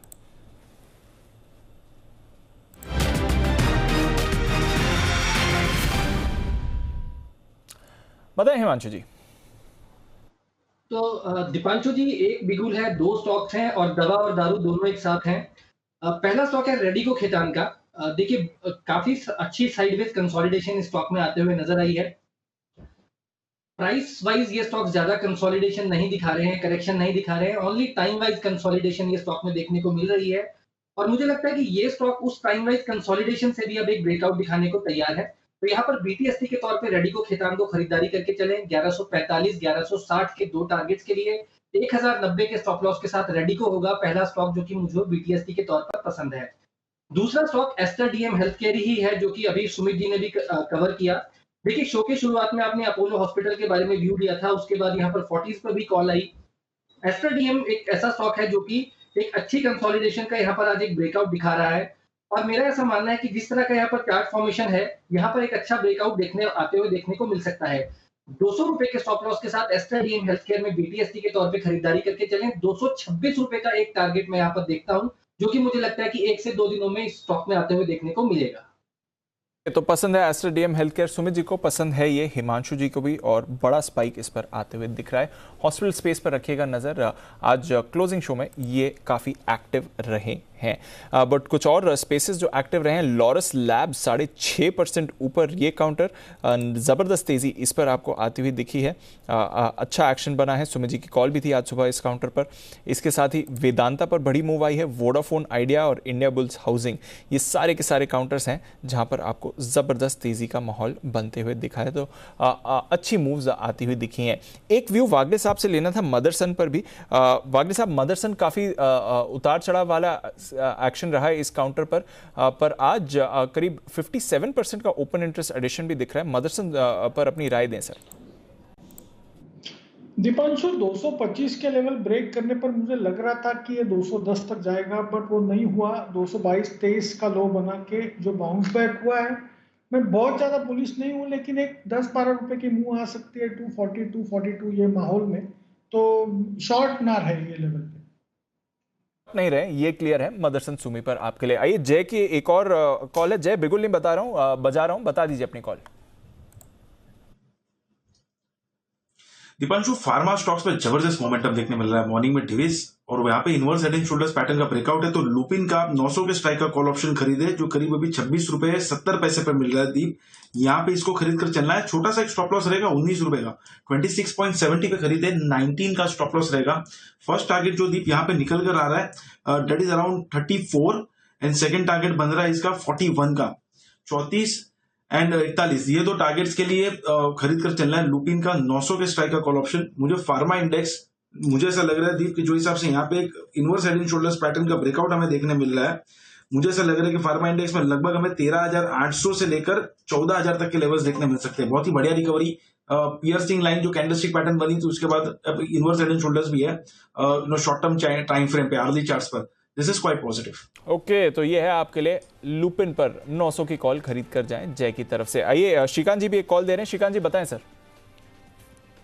दीपांशु, मुझे लगता है टाटा कम्युनिकेशन पे फोकस करना चाहिए, क्योंकि यहाँ पे अच्छा खासा एक ब्लॉक डील हुआ है, और ये स्टॉक में कभी भी अगर ब्लॉक डील होता है तो उसके 2-3 दिन उसके बाद 2-3 दिन तक हमें उसमें तेजी देखने मिलती है, और ऐसा कई बार हुआ है। और आज फर्स्ट टाइम इसमें ब्लॉक डील हुआ है आफ्टर वेरी लॉन्ग टाइम, और जो जिसका वेटेड एवरेज है 1265 के करीब का।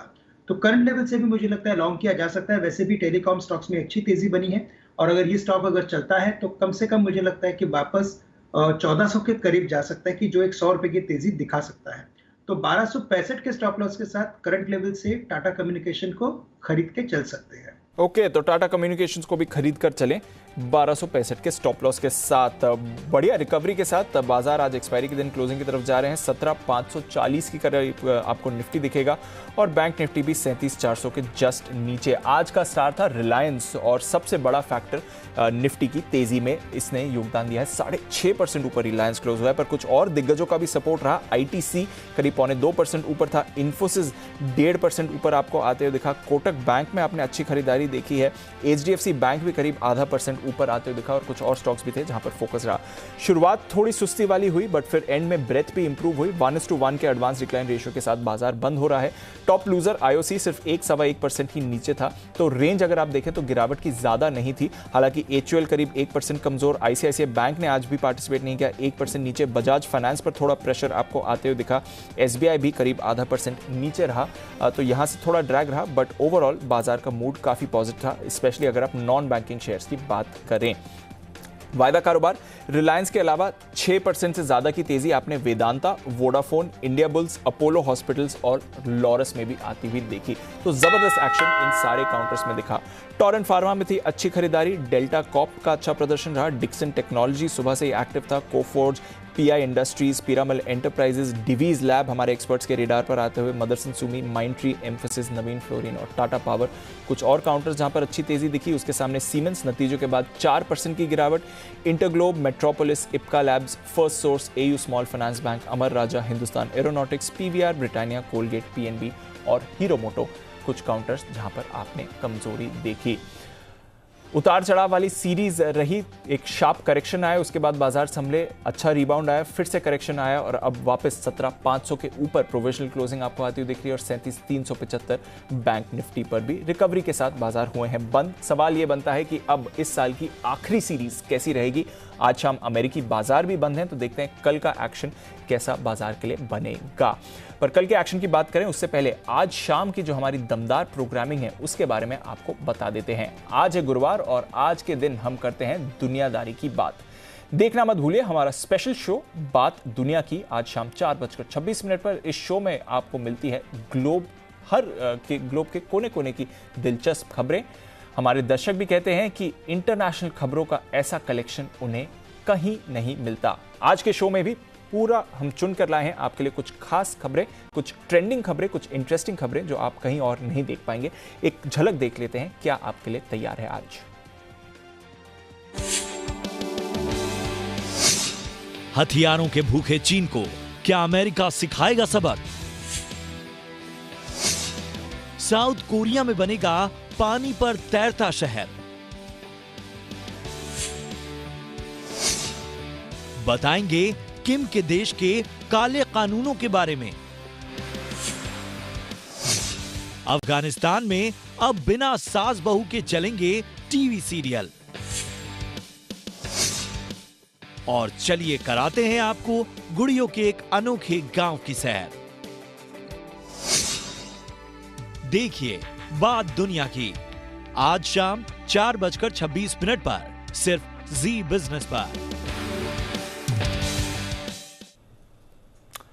तो ये है हमारा खास शो बात दुनिया की, और कुछ बेहतरीन इंटरनेशनल ग्लोबल स्टोरीज आपके लिए आएंगी यहाँ पर उसके अलावा अनीमिया, अगर सरल भाषा में इसकी बात करें तो शरीर में खून की कमी, ये आमतौर पर महिलाओं की बीमारी मानी जाती है, लेकिन अब ये अपनी गिरफ्त में महिलाओं के साथ साथ बच्चों को भी ले जा रही है। भारत में 40% से अधिक की आबादी अनीमिया की बीमारी से ग्रस्त है। हेल्थ मिनिस्ट्री की ताजी रिपोर्ट के मुताबिक 6 महीने से 5 साल के बीच करीब 70% बच्चे अनीमिया से ग्रस्त हैं। पहले ये आंकड़ा करीब 58% होता था। 15 से 19 साल में 60% महिलाएं इस बीमारी से जूझ रही हैं, वहीं पहले ये आंकड़ा 54% का था। तो आज हम हमारे स्पेशल शो आपकी खबर आपका फायदा में इस बीमारी पर चर्चा करेंगे और जानेंगे कि इस तेजी से ये क्यों फैल रही है। क्या लोग खाने पीने को लेकर लापरवाह हैं या कोई और वजह है? क्या अच्छे खान पान से इस बीमारी को ठीक किया जा सकता है? चर्चा करेंगे। हमारे साथ होंगे एक्सपर्ट्स डॉक्टर सुनीला गर्ग जो कि हैं president IAPSM public health expert and president Indian association of preventive and social medicine. साथ ही हमारे साथ होंगे स्वाति महेश्वरी जो कि एक सीनियर फिजिशियन है, साथ ही शिखा ए शर्मा जो कि डाइटिशियन और फाउंडर हैं फैट टू स्लिम की। तो देखना ना भूलें आज शाम आपकी खबर आपका फायदा में अनीमिया, न करें नजरअंदाज। पोस्ट पैंडेमिक दुनिया काफी बदल चुकी है और बदल चुका है हमारे काम करने का अंदाज। नजरिया भी यहां पर बदला है। कई लोग नौकरी छोड़कर या तो खुद का बिजनेस शुरू करना चाहते हैं या फिर अपने पैशन को फॉलो करना चाहते हैं।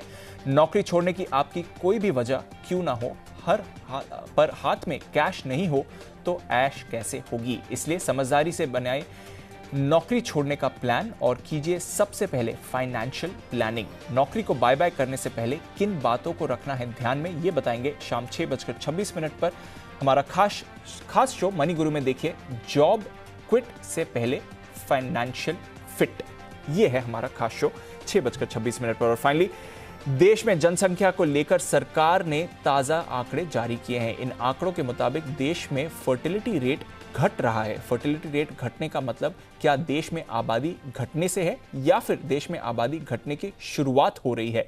देश में आबादी को लेकर समझाएंगे हर बात आसान भाषा में। बैक गियर में आबादी, इसके साथ ही होगी कई और अहम खबरें और उनका भी विश्लेषण करेंगे। तो देखना ना भूलें आज रात 8 बजे इंडिया 360 न्यूज का अपडेटेड वर्जन। नीति आयोग इसने किया है देश में डिजिटल बैंक बनाने का प्रस्ताव। क्या है ये प्रस्ताव, इस पर भी आपको बताया जाएगा। तो आइए, ये है हमारी सारी की सारी खास पेशकश और काफी सारे शोज भी प्लान हैं, पर उससे पहले हमारे सारे एक्सपर्ट्स उनसे विदा लेने का समय है। फाइनल क्लोजिंग अगर आप देखें 17,536 पर निफ्टी की आती हुई 37,364 पर बैंक निफ्टी की। तो जो सपोर्ट लेवल्स की बात कर रहे थे अनिल जी, वो बाजार ने आसानी से होल्ड करे हैं। अब कल नई सीरीज की शुरुआत होगी। हमारे सारे एक्सपर्ट्स फिर से हमारे साथ जुड़ेंगे और पिक ऑफ द सीरीज भी देंगे। कई और इंटरेस्टिंग स्टॉक्स हैं जिनकी करेंगे चर्चा और वीकेंड सेशन है तो ढेरों बातें भी करनी है। जैन साहब बहुत बहुत शुक्रिया हमारे साथ जुड़ने के लिए और स्टॉक्स पर अपनी राय देने के लिए। हिमांशु जी, जय, सुमित, वागले साहब, श्रीकांत जी, राकेश जी और कुणाल जी, आपका भी ढेरों शुक्रिया सर हमारे साथ जुड़ने के लिए और बाजार पर अपनी राय देने के लिए। आइए, ये तो रही हमारी सीरीज और बाजार की बात, बट कमोडिटी मार्केट में किस तरह का एक्शन बन रहा है ये बताने के लिए भी हमारे साथ तैयार है मृत्युंजय बताएं। एक्शन भरपूर है दीप, और एक्शन भले ही गोल्ड में ना हो, सिल्वर में ना हो, लेकिन एग्री मार्केट में भरपूर एक्शन है। और सोयाबीन के दाम 4% के आसपास बढ़ गए हैं और इतिहास में ऐसा कभी हुआ नहीं था कि जब अराइवल का वक्त हो और उस वक्त सोयाबीन के दाम इतने बढ़ जाएं, एमएसपी से इतना ऊपर हो। सवाल यह है कि क्या ये तेजी टिकाऊ है, क्या ये तेजी फंडामेंटल के मुताबिक है। इस पर बात ब्रेक के बाद कमोडिटी सुपरफास्ट में।